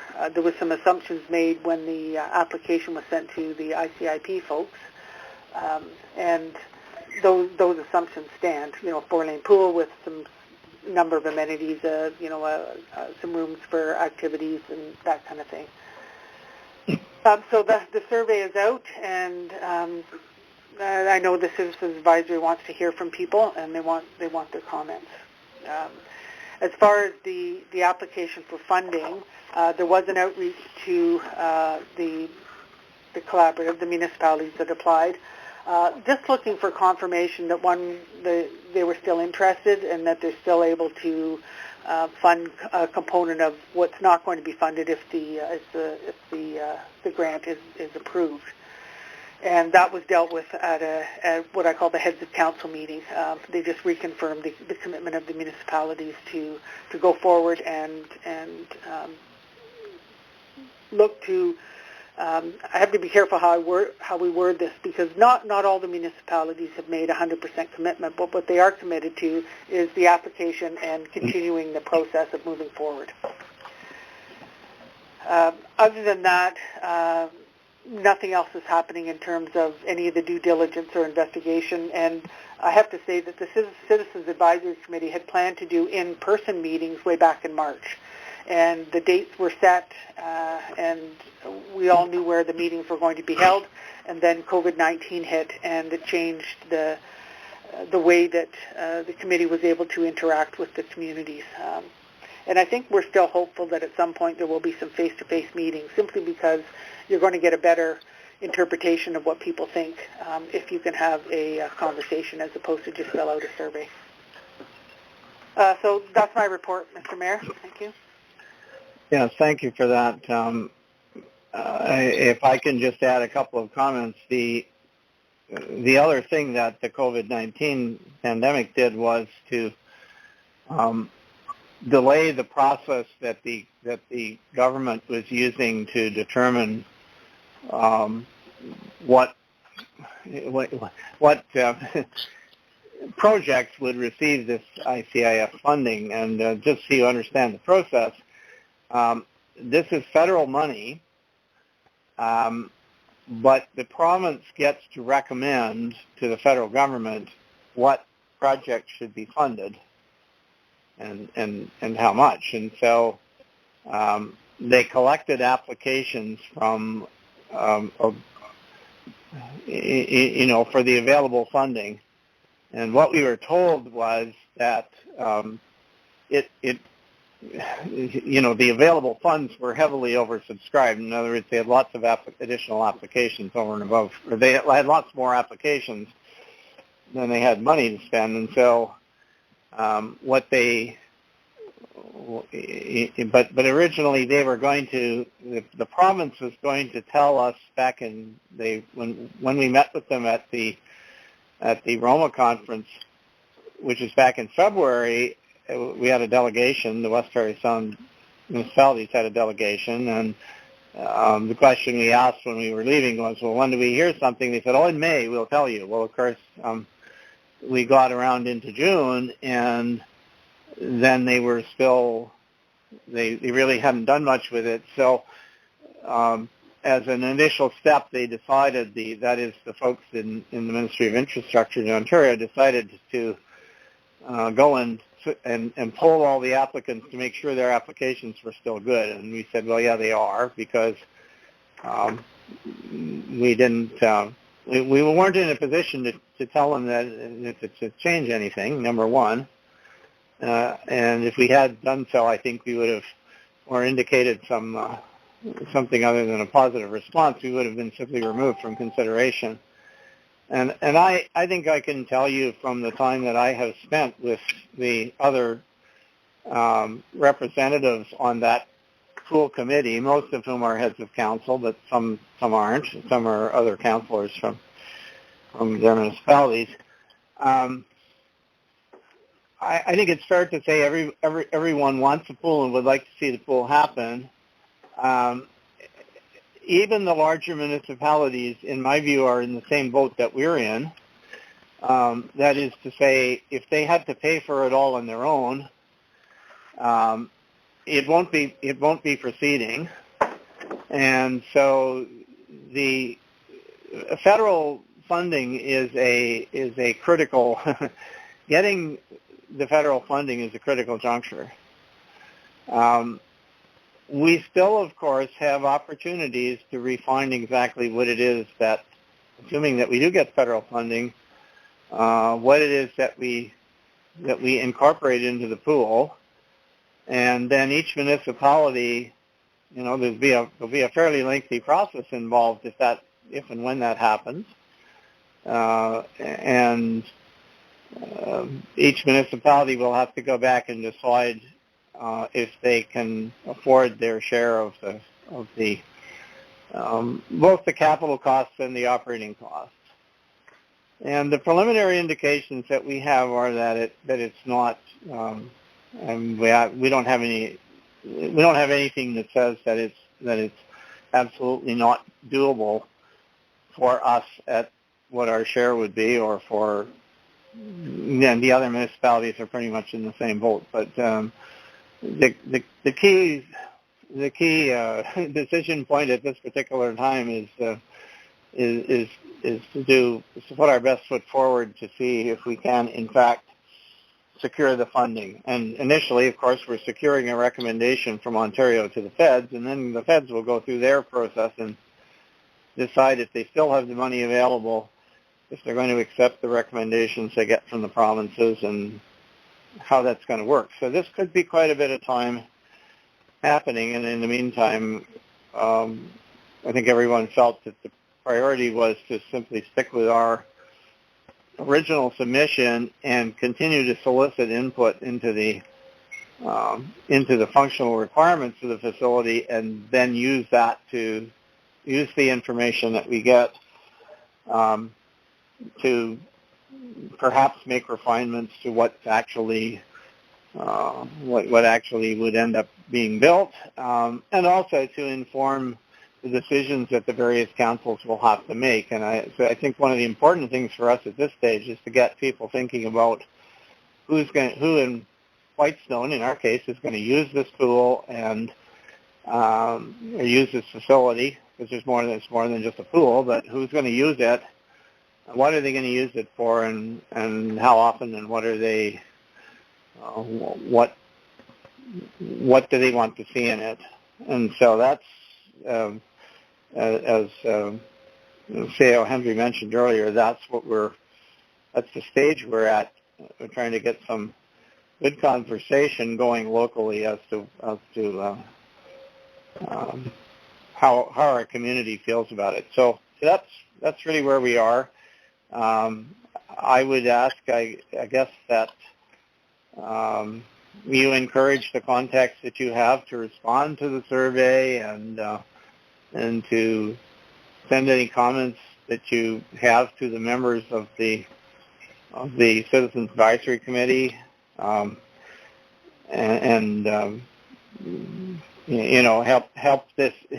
us to get through this particular stage, so that if we do get, I want to say when we do get indication that the funding is available, then we're in a position to move forward to the next steps. So anyway, that's all I have to say on this particular subject. I don't know if any other councillors wish to have questions or wish to comment. It's really the item is simply for information at this stage. Leaving conference. Lynn Brennan.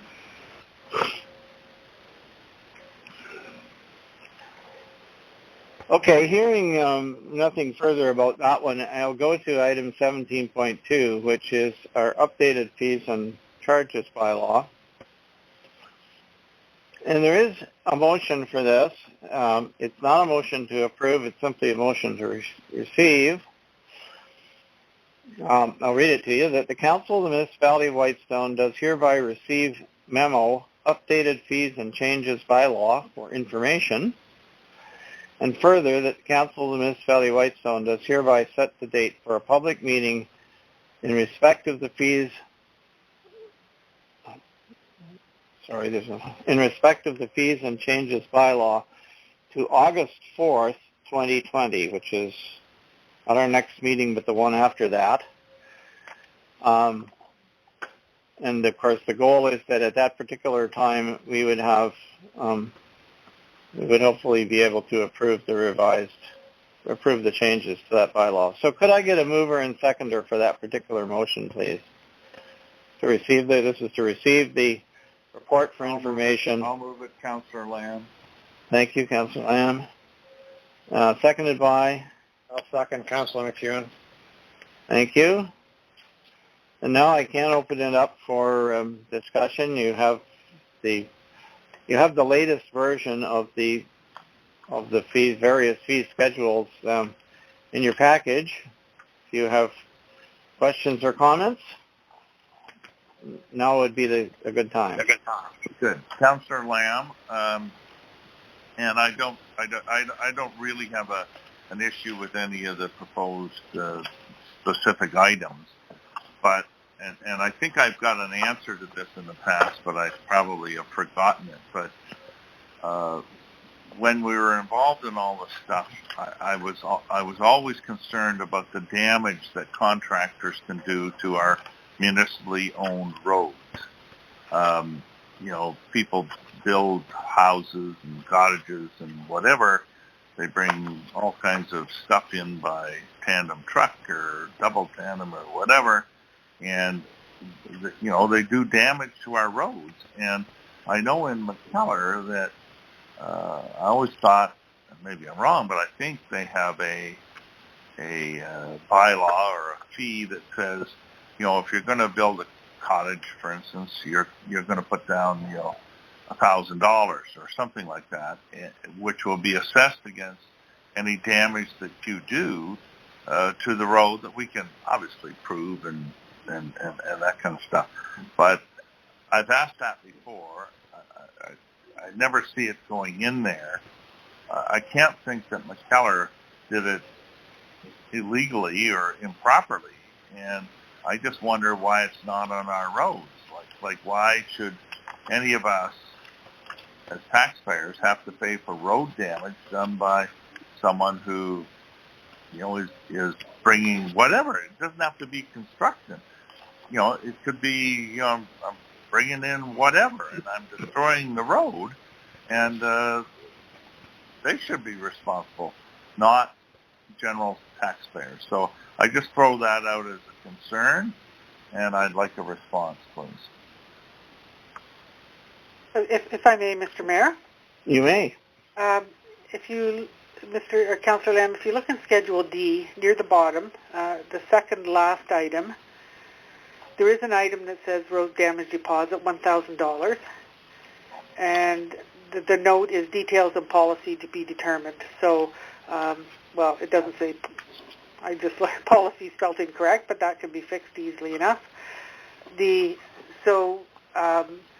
A policy has to be developed on when you when you need the damage deposit. If you're, and I've spoken to our CBO, if someone is building a dock or a small structure, perhaps they don't need a deposit, and that's just thinking out loud.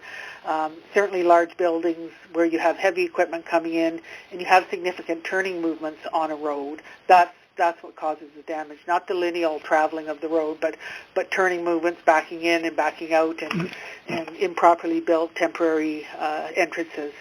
So that's what the policy and details have to speak to, and we'll certainly look to see what McKellar does and how they apply it, and if council wants to approve that. And I can, in fact, I think the CBO has already started looking at what the policy would look like, so that we could perhaps bring that to the August 4th meeting for discussion.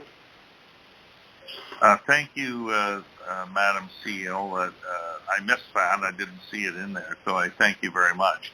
And I think we only have to go back to the bell tower here on Canning Road, where there was a lot of damage done to the road, by their trucks coming in and building that structure. So, and I think we ended up with some sort of financial settlement on it. But I thank you for putting that in, and that addresses my only question on the fees bylaw. Thank you very much. Thank you. Are there other questions on this? Yeah, Mr. Mayor, a couple on Schedule B, which is our old pet landfill rates and fees. One of the problems our attendants have had is charging for a mattress.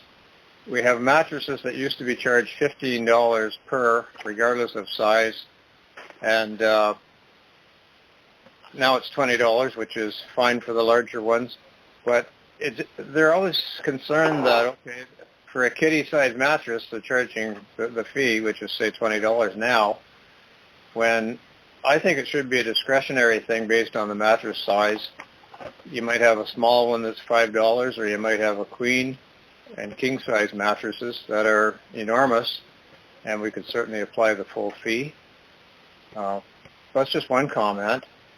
So I think there could be a double category there for mattresses. Small for, say, 10 and large, whether it be regular, queen and king, 20. That's another thought I had there on that one. I don't know how council feels about that. And when I go down to the middle of the page, leaf and yard waste, it seemed to me we left it at $7 because that was in the previous fee structure. And I just don't think it's a realistic number, $7. If we get away from collecting cash, I guess it would be not so bad, but I think the committee had decided that, okay, let's go to even numbers at least on those two, and we'd go to 10 for a half-ton load, and 15 or 20, which council could decide on, for a one-ton truck. Of course, keeping in mind the box on a full-size pickup is the same as the box probably on a one-ton truck, so I'm not sure why we even categorize a one-ton truck in there. But certainly the half-ton truck or trailer, I would say move that up to $10, make it even numbers. Down on the bottom of that page, blue boxes, first blue box free, and we have actual cost. I'm not sure what that means. And it's the same with propane tanks, actual cost. Is that a cost to be determined? I'm not sure why we would say actual cost. It seemed to me we were accepting them as propane tanks as scrap metal and no charge before. And down at the bottom with the blue box, we were charging $7, and now we're saying actual cost. I think it's a little confusing. We should have some clarity on those two items. I could speak to that, Mr. Mayor. Well, maybe if you wouldn't mind, and maybe for my edification, you could tell me what a blue box is, because it's not clear to me what a blue box is. Okay, I guess it's a term we use that's used in the garden, and that's the blue recycling box that people use. Not necessarily in Whitestone. You see them at the sides of the roads where there's typically garbage pickup. You'll have a blue box and a green box. Okay, but is this somebody throwing away an empty blue box that they don't want? So this is someone that's purchasing a blue box from the municipality, and we order them in from time to time.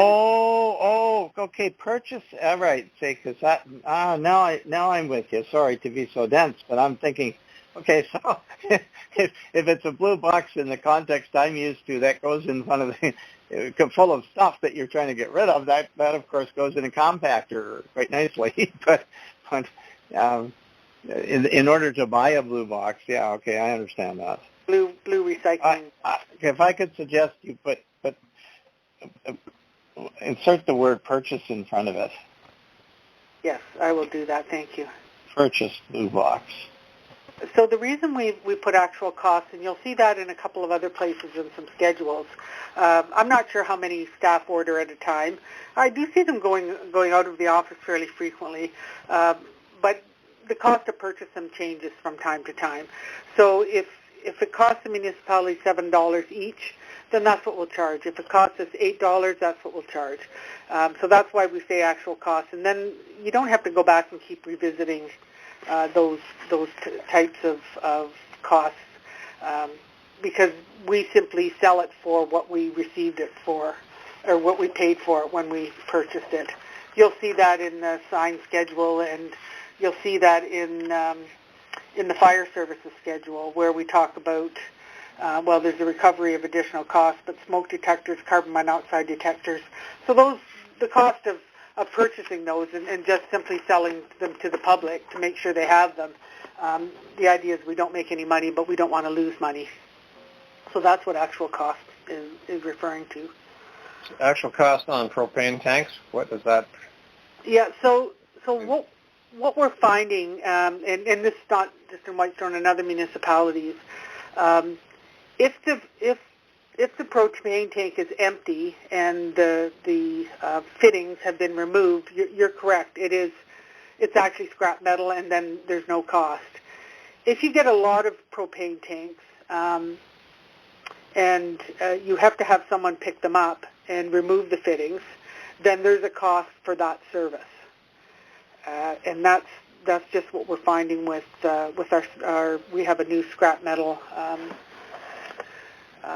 management company that's going to work for us and pick up scrap metal. We're just in the process of entering into an agreement with them, and they've talked about being very careful about. They don't want propane tanks. They don't obviously want any problems when they pick up scrap metal. So we'll have to set these aside and find a place for them to go. Sometimes you find companies that want to pick up propane tanks and they won't charge you to pick them up. They'll take them and they'll refurbish them. So it's a bit of an unknown. If there's no charge to get rid of them, we're not going to charge people. And it's depending on the service we're able to find. As for propane tanks, I've taken propane tanks back to, say, Canadian Tire or places like that, and they just take them. Same with the Shell station with the gas pumps. Yeah, so yeah, that is true. But these are the small ones, 10 or 20 pounders. I think. What about people who are bringing the tall ones, the 50, 60 pound ones? Mm-hmm. I just don't know how logistically our staff can say, okay, actual cost and charge somebody for tanks. Well, the actual cost is in the schedule, Councillor McEwen, but we won't leave it to the attendants. We'll tell them, we'll let them know, what the cost is. If it changes, we'll let them know. So they don't have to decide right there and then. There'll be an established rate if it is necessary. And then if it changes, they'll be advised of that. Yeah. You're right. I agree. We want to make it as easy as possible for our attendants to make good decisions when they're busy. Okay, I'll leave that communication with you and your attendants then. Still going up the page then, the $7 number. I'm not sure where that $7 ever came from, but it would just seem logical to have, say, a $10 bill or a $20 bill or something like that versus $7. So I think that was the reason for going for $7, thinking of the ease of handling the cash flow. So my suggestion would be $10 on the half-ton truck and say $15 on the one-ton truck on those two. So you're not getting into coins. I know our hope is to not handle coins and cash once we get set up with our electronic systems and that, but I'm sure there will be a combination of things happening. I don't know how council feel about that. I'm okay with $10, but I guess we'll going to a public meeting. We can change it, I guess, at that time or whatever. So.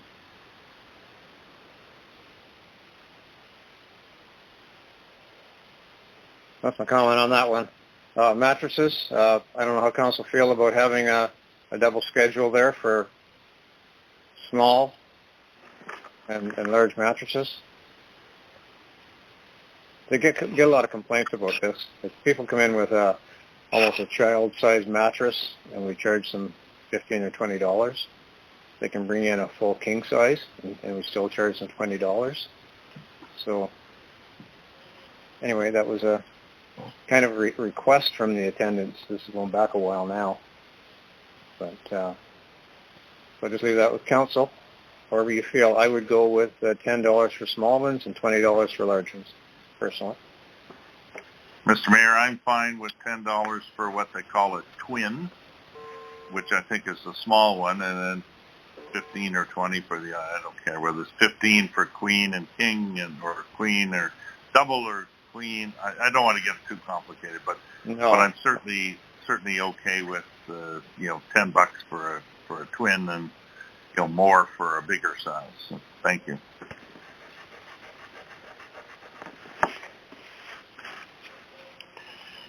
Okay, other comments on this schedule, on these schedules?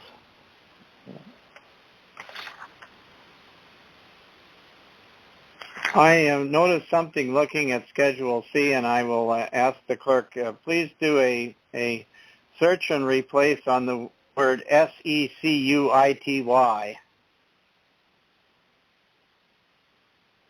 It's everywhere. It's like Chicken Man. It's everywhere. And you need to just do a global search and replace on it to change it to security. What can somebody explain to me? What do we charge people for? I'm looking at Schedule C, public meetings.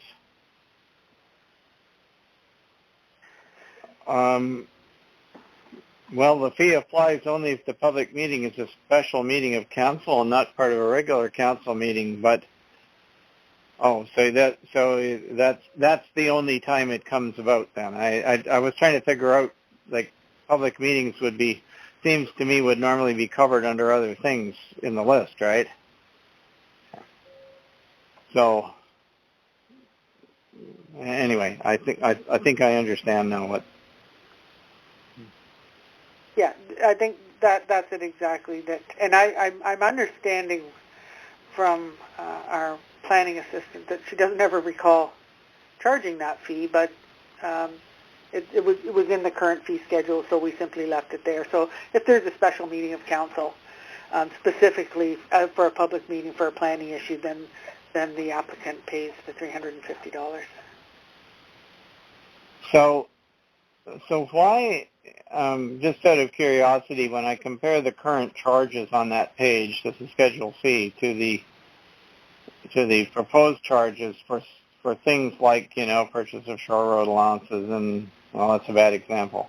Do the top ones: zoning bylaw amendment, official plan amendment, deeming bylaw. We have currently a $1,000 deposit, and actual costs are billed. The proposal is to charge a non-refundable admin fee of $1,000 and $1,000 security deposit. So that's essentially doubling the cost of that. Are we finding that we're not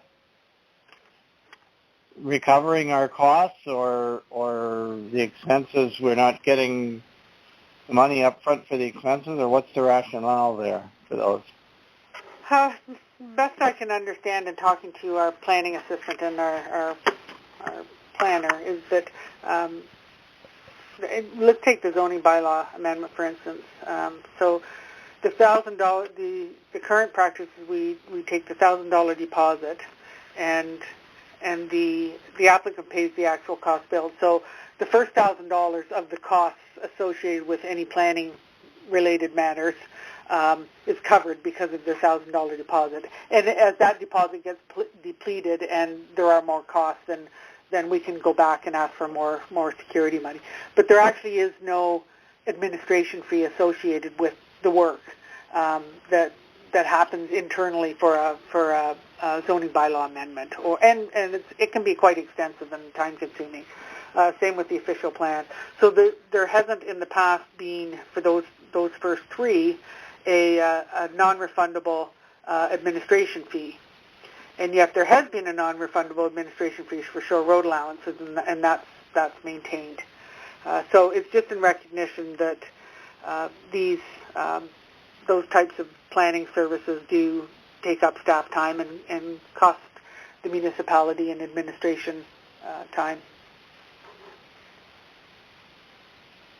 So that's the rationale behind. Yeah, all right. So how much time would you say $1,000 buys, and how much staff time for a planning assistant does $1,000 buy us?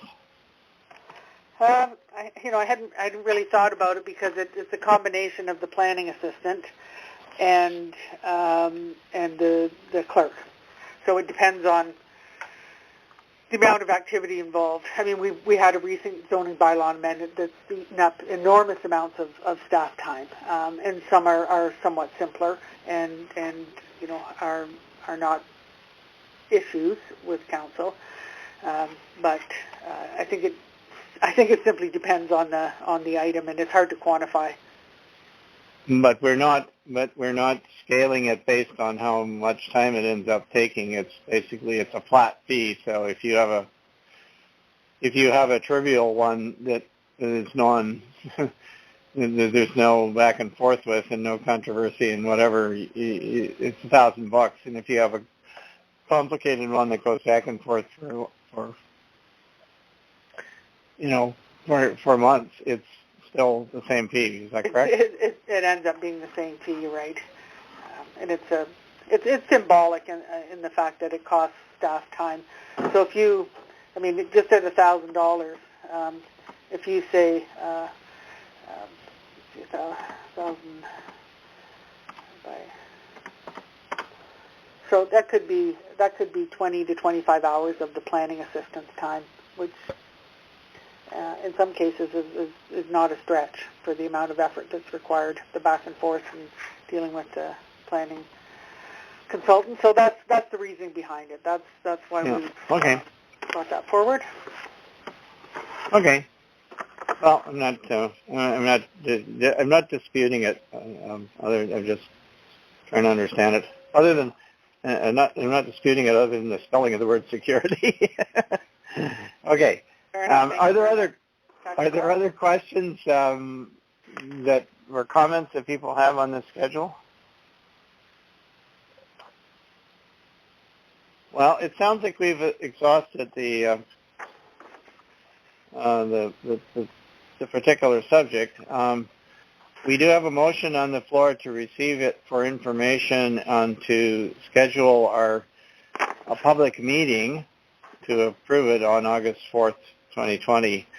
It's been moved by Councillor Lamb, seconded by Councillor McEwen. Can I call the question?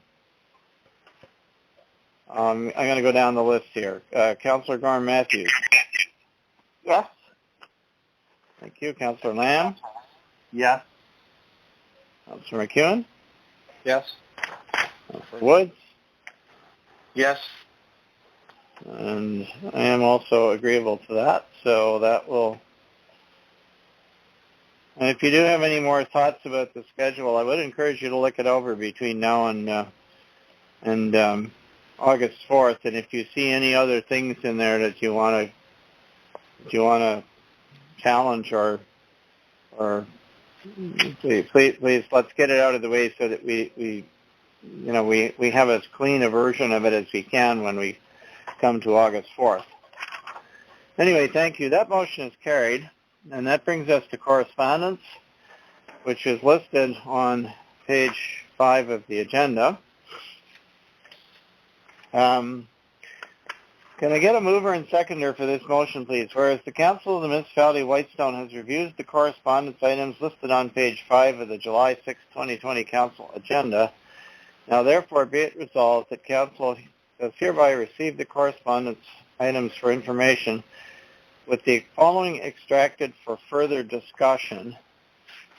And I have already on the list item H, but anyway, let's pass. All right, let's get the list of items together first. What items would you like to talk about? By the way, item F it says FOCOM email. It's FONOM, Federation of Northern Ontario Municipalities, which anyway, I won't discuss it yet, but I have a question about it. What other ones on this list would you like to? Mr. Mayor, I think those are the two you just highlighted. So you'd like to do F.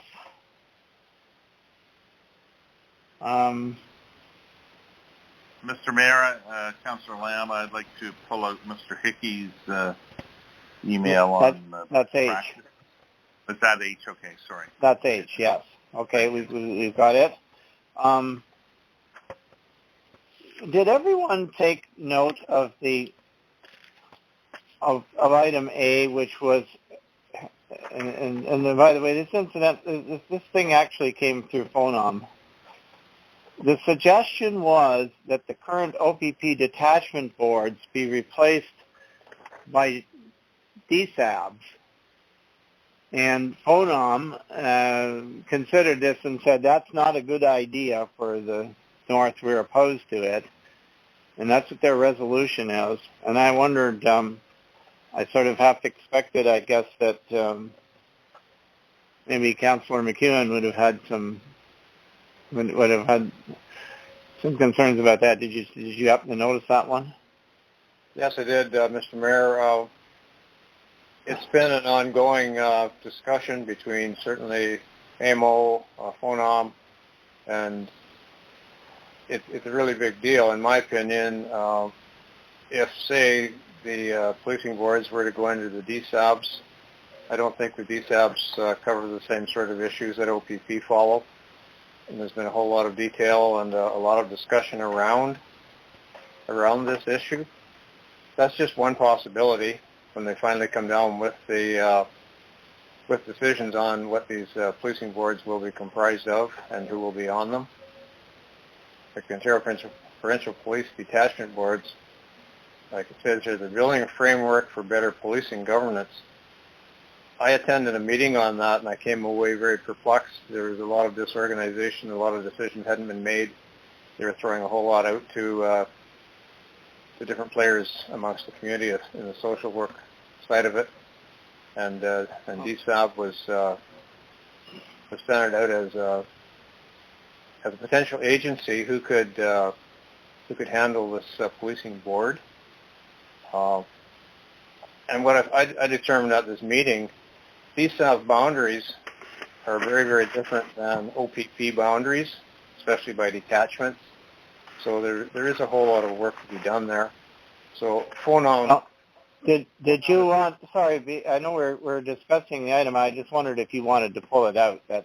I thought you'd pulled it out. No, I'm not. We're going to pass a motion to agree to pull it out. If you would like to speak to it and perhaps suggest that we support McDougall's resolution, then we should pull it out.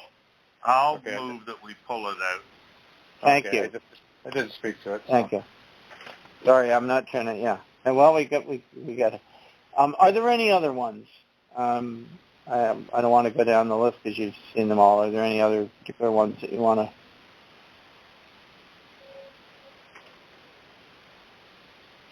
to? Okay. Well, all right. So I have on the list then for discussion A, F, and H.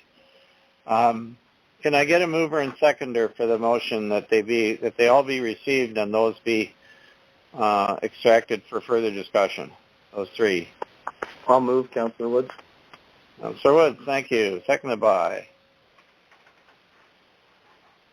I'll second that, Councillor McEwen. Councillor McEwen.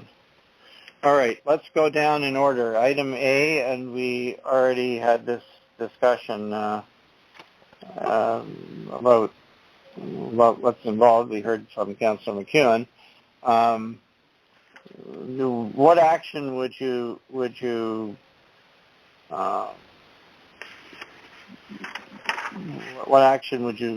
propose that we take on this one, if any?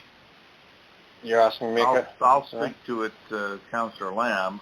Yeah. I think I support McDougall's motion. I mean, why in God's name you take one provincial agency like DSAP, who I don't think have much or anything to do with OPP, and fold their costs underneath DSAP, to me would be tremendously inappropriate.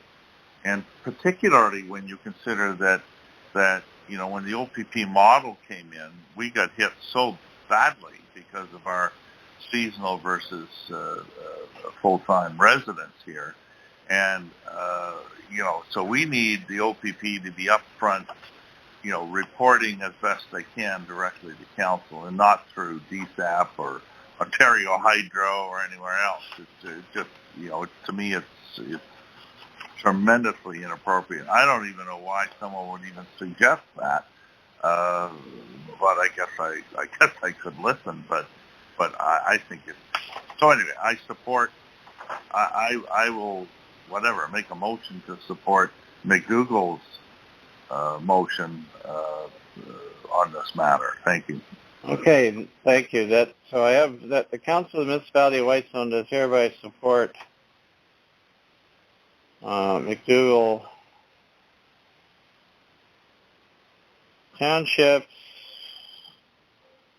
resolution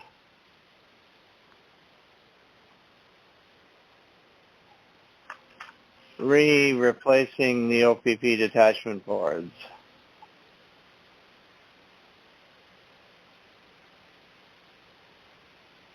How about that?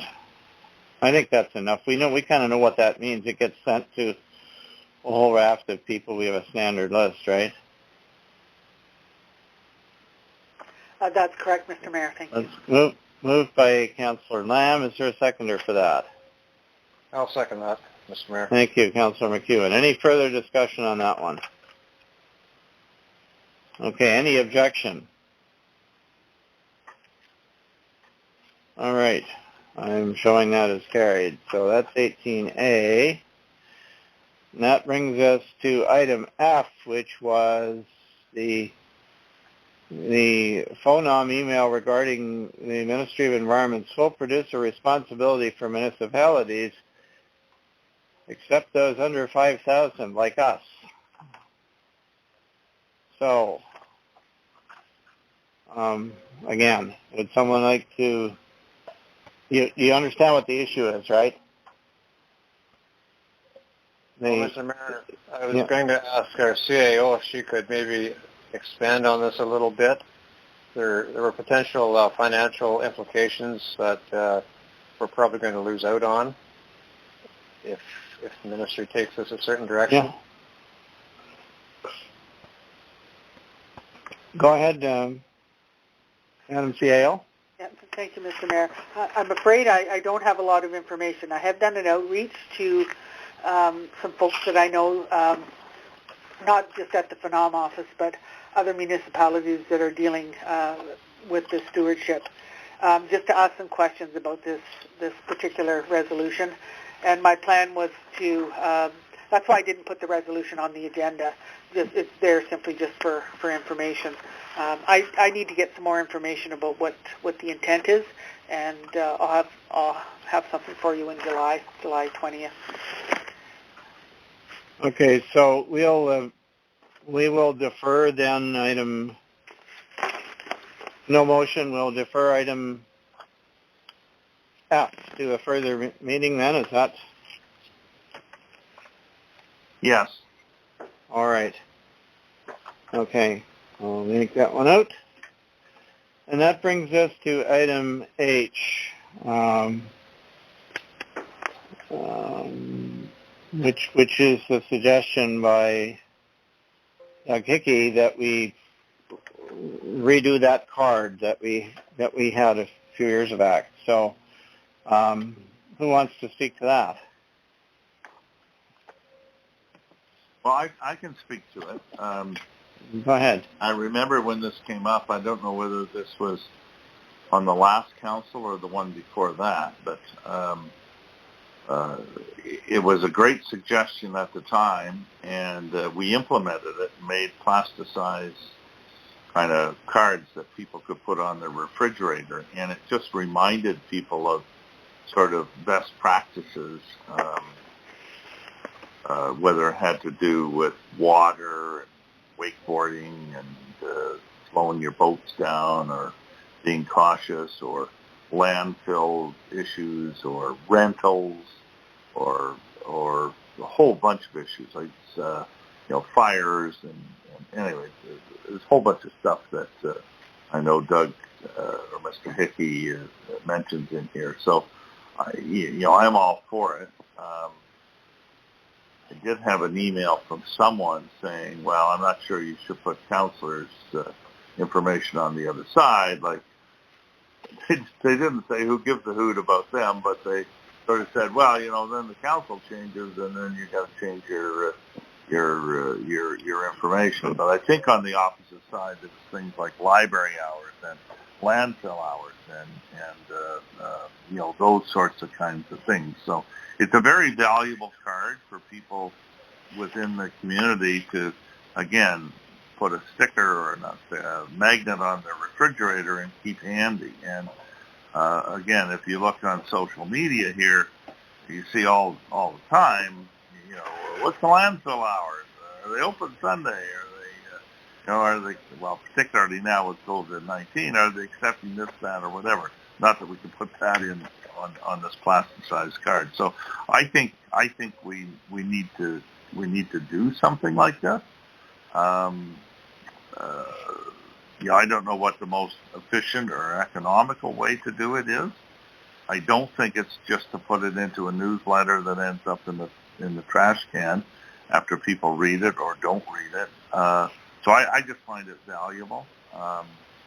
I don't think it should be all that expensive, but anyway, so I support this. I think it's really good for our community, and I think it shows leadership. So anyway, thank you very much. This is Doug Hickey. Could I comment or no? All right, briefly, Doug, I'll let you go. Very briefly. Before I submitted my letter, which is on page 91, I actually posted on the chat forum, I have a cottage on Whitestone, and within 4 hours, 25 people said, I really support this. And by the next day, there was another 8. So really, this is a request from not just me, it's from over 30 people. Okay, thank you. Yeah, Mr. Mayor, Councilor McEwen, I agree. This has been a very valuable little tool to have in front of people, and we have to keep it up to date. That's the only thing that's really fallen by the wayside since it looks like 2012, I believe it was, from the last update. So, or 2014. So anyway, I think I agree that the newsletter has a lot of current information on it, and a number of people will certainly keep the newsletter handy too, because it has dump hours, it has a lot of different things, councilors' names, addresses, or phone numbers rather. But I think this is a valuable tool.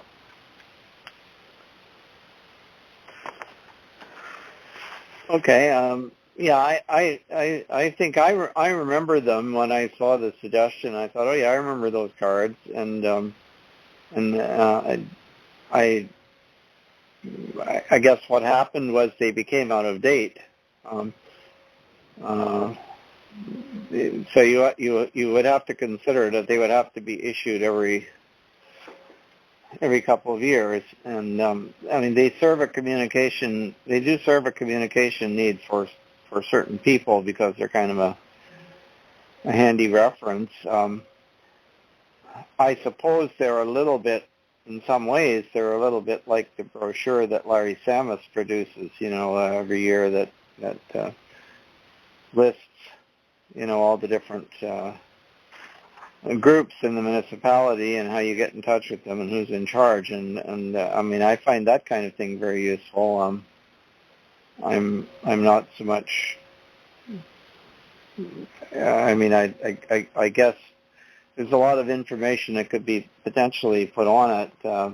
If you're talking about, for example, things like that happen at landfill, that in itself would be a target for its own card, probably. And I'm not suggesting we do it soon because I think we still got some kind of settling down to do. But once we kind of reach closer to a steady state, I would say that we should probably have, a handy reference card. Other municipalities, by the way, including some larger ones, have them, and they're 8.5 by 11 sheets printed both sides, and sort of they're plasticized or laminated, I guess, whatever.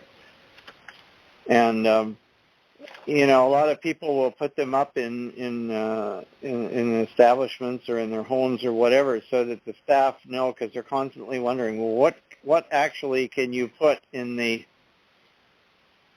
whatever, the blue bin or the what can you what can be recycled and what can't be recycled and what's hazardous material and has to go to the transfer station or whatever it is, so anyway, it's what would you like to suggest what we do with this one? Should we send it to should we ask staff to investigate we do have a sort of a mock-up of the suggested content of it based on the previous one from Doug, but should we have them come back with a sort of a cost to produce them and distribute them? Is that what you'd like to do with this? Councillor Lamb, I think so. Again, there's a timing issue to all this. Not that everything always has to do with the water or anything like that, but it's a lot more meaningful in March or April or May than it is in November or December. But it's valuable information to have at any time, and I don't want to mail it to. Well, I guess I'll be mailing it anyway. But I mean, it's. Yeah, I think we need the cost. I think we have to think a little bit about what information's on the other side. Again, you don't necessarily have to do it every 2 years if council changes or whatever, but I think it's also important that people have, who do I call if I have a problem in the municipality. So I think that information I think mostly on the flip side needs to be vetted a little bit, and I'd leave that up to staff to kind of sort of determine. Certainly landfill hours are important. I think the library hours are important. I think, issues like that. But the thrift shop, when it's working and other things. So anyway, I'll leave that up to staff to come back to us, I think, and say, it costs $1,000 or $3,000 or whatever it is, right? Maybe it can be sent out with the August newsletter. I think there's an August newsletter coming, right? So maybe. Well, our CAO has actually suggested a resolution here, if someone would like to make it. The resolution is that the Council of the Municipality of Whitestone hereby receives suggested changes for best practice guide laminated card for information, and that Council directs staff to prepare a draft best practices guide card to be presented at a future council meeting, and I'm assuming that would include with a cost and a plan to issue it. So does someone like to move that? I'll move it. Oh, sorry. Go ahead. It was Councillor Woods. All right. Well, I'll let Councillor Woods move. Councillor Lamb, were you seconding? I'll second, but I think it should also say at the end for, hopefully inclusion in the August newsletter, because I don't think we could wait until November, right? I think the timing is such that if it's sent out now, it means a lot more to us than later. So, but anyway, if that's not practical, then I guess we have to go on to something else. But hopefully it is, If I could interject, Mr. Mayor. Yes. I'm not sure that's possible, Councillor Lamb, and I'll tell you why. We're just wrapping up the newsletter, and it'll be printed within a week. We'll be stuffing envelopes and mailing the newsletter, along with some other, along with the tax bill and some other information by probably July 20th. The week of July 20th. So I don't think we'll have a mock-up and costs or anything even back to council by the time we mail the August letter. Okay, thank you. Mr. Mayor, could I comment? Yes, go ahead. I agree with what we're doing here.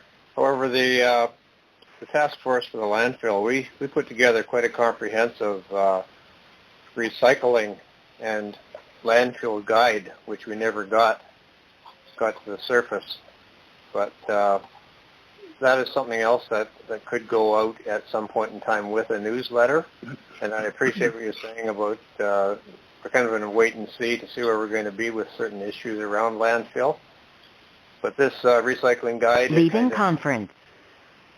Sarah Cook, Perry Sound North Star. The recycling guide would fit with clear bags and a lot of the current recycling practices that we're trying to bring into the landfill. There's a good description of what is recyclable and what is not, and how to recycle it. So just for information on the recycling side of it, there's another brochure to come out hopefully in the coming year at least. Yeah. Okay, well, we do have a motion, which is basically, and I tend to look at this as slightly more complicated, both from a timing point of view and from a content point of view. I mean, there are perhaps some things that really should be. If we're going to do the card in the short run, then there's some things that should probably not be included in it just because they might change by the time we get the card out. So, but in any case, do you want to pass this motion for consider it so that we don't lose sight of it anyway? Is it? Can I call the question?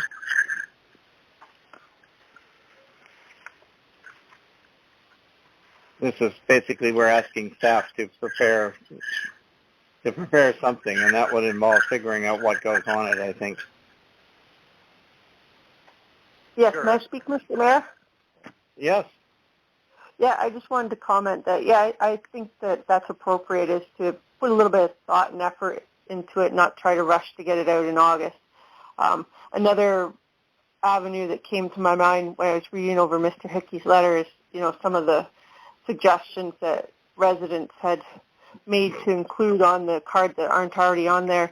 My other thought when I was reading those suggestions over would be to touch base with our bylaw officers and see if they have suggestions on common issues and confusion that they see around the community that could also be included on the card as well, if we're going to change the content up. Okay, thank you for that. Can I call the question? Do you want to vote? Can I ask if everyone is willing to support us? I am. All right. Anybody opposed? Okay, hearing nobody opposed, I'll assume that one is Thanks, Doug. is resolved, and thank you. Yes, thank you, Doug, for drawing that to our attention. All right, sorry, I'm just putting pages back together here. See what we have missed. Next is councillor items. Are there some councillor items you'd like to raise?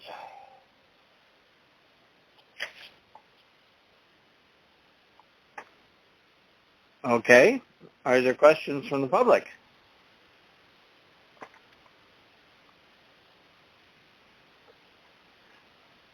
All right. Is there a confirming bylaw? Who would like to move that, please? I'll move it. Thank you, Councillor Lamb. Seconded by? I'll second. Councillor Woods. Seconded by Councillor Woods. The confirming bylaw for this council meeting be given a first, second, third, and final reading and passed as of this date. Can I assume everybody is okay with that? I don't need to call the roll here. Okay, thank you. Leaving conference. And the next, the next and last item is adjournment. Who would like to move that, please? I will move, Councillor McEwen. Thank you. Seconded by? I'll second. Councillor Woods. By Councillor Woods. And so we are adjourned at 9:04 p.m. Assuming there's no objection to that particular one. And thank you, everybody, for your participation this evening. We stand adjourned until the next scheduled meeting, which is Monday, July 20th at 6:30 p.m. as presently scheduled. So thanks everyone. Have a good night.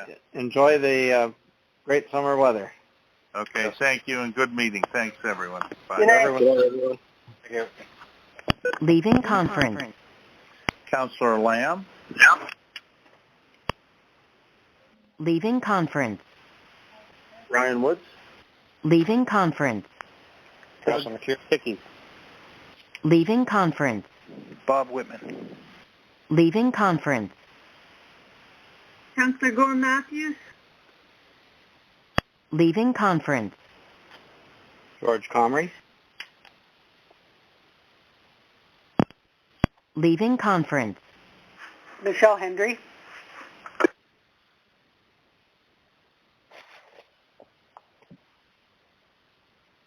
Leaving conference. Bob and Barb Cribbett.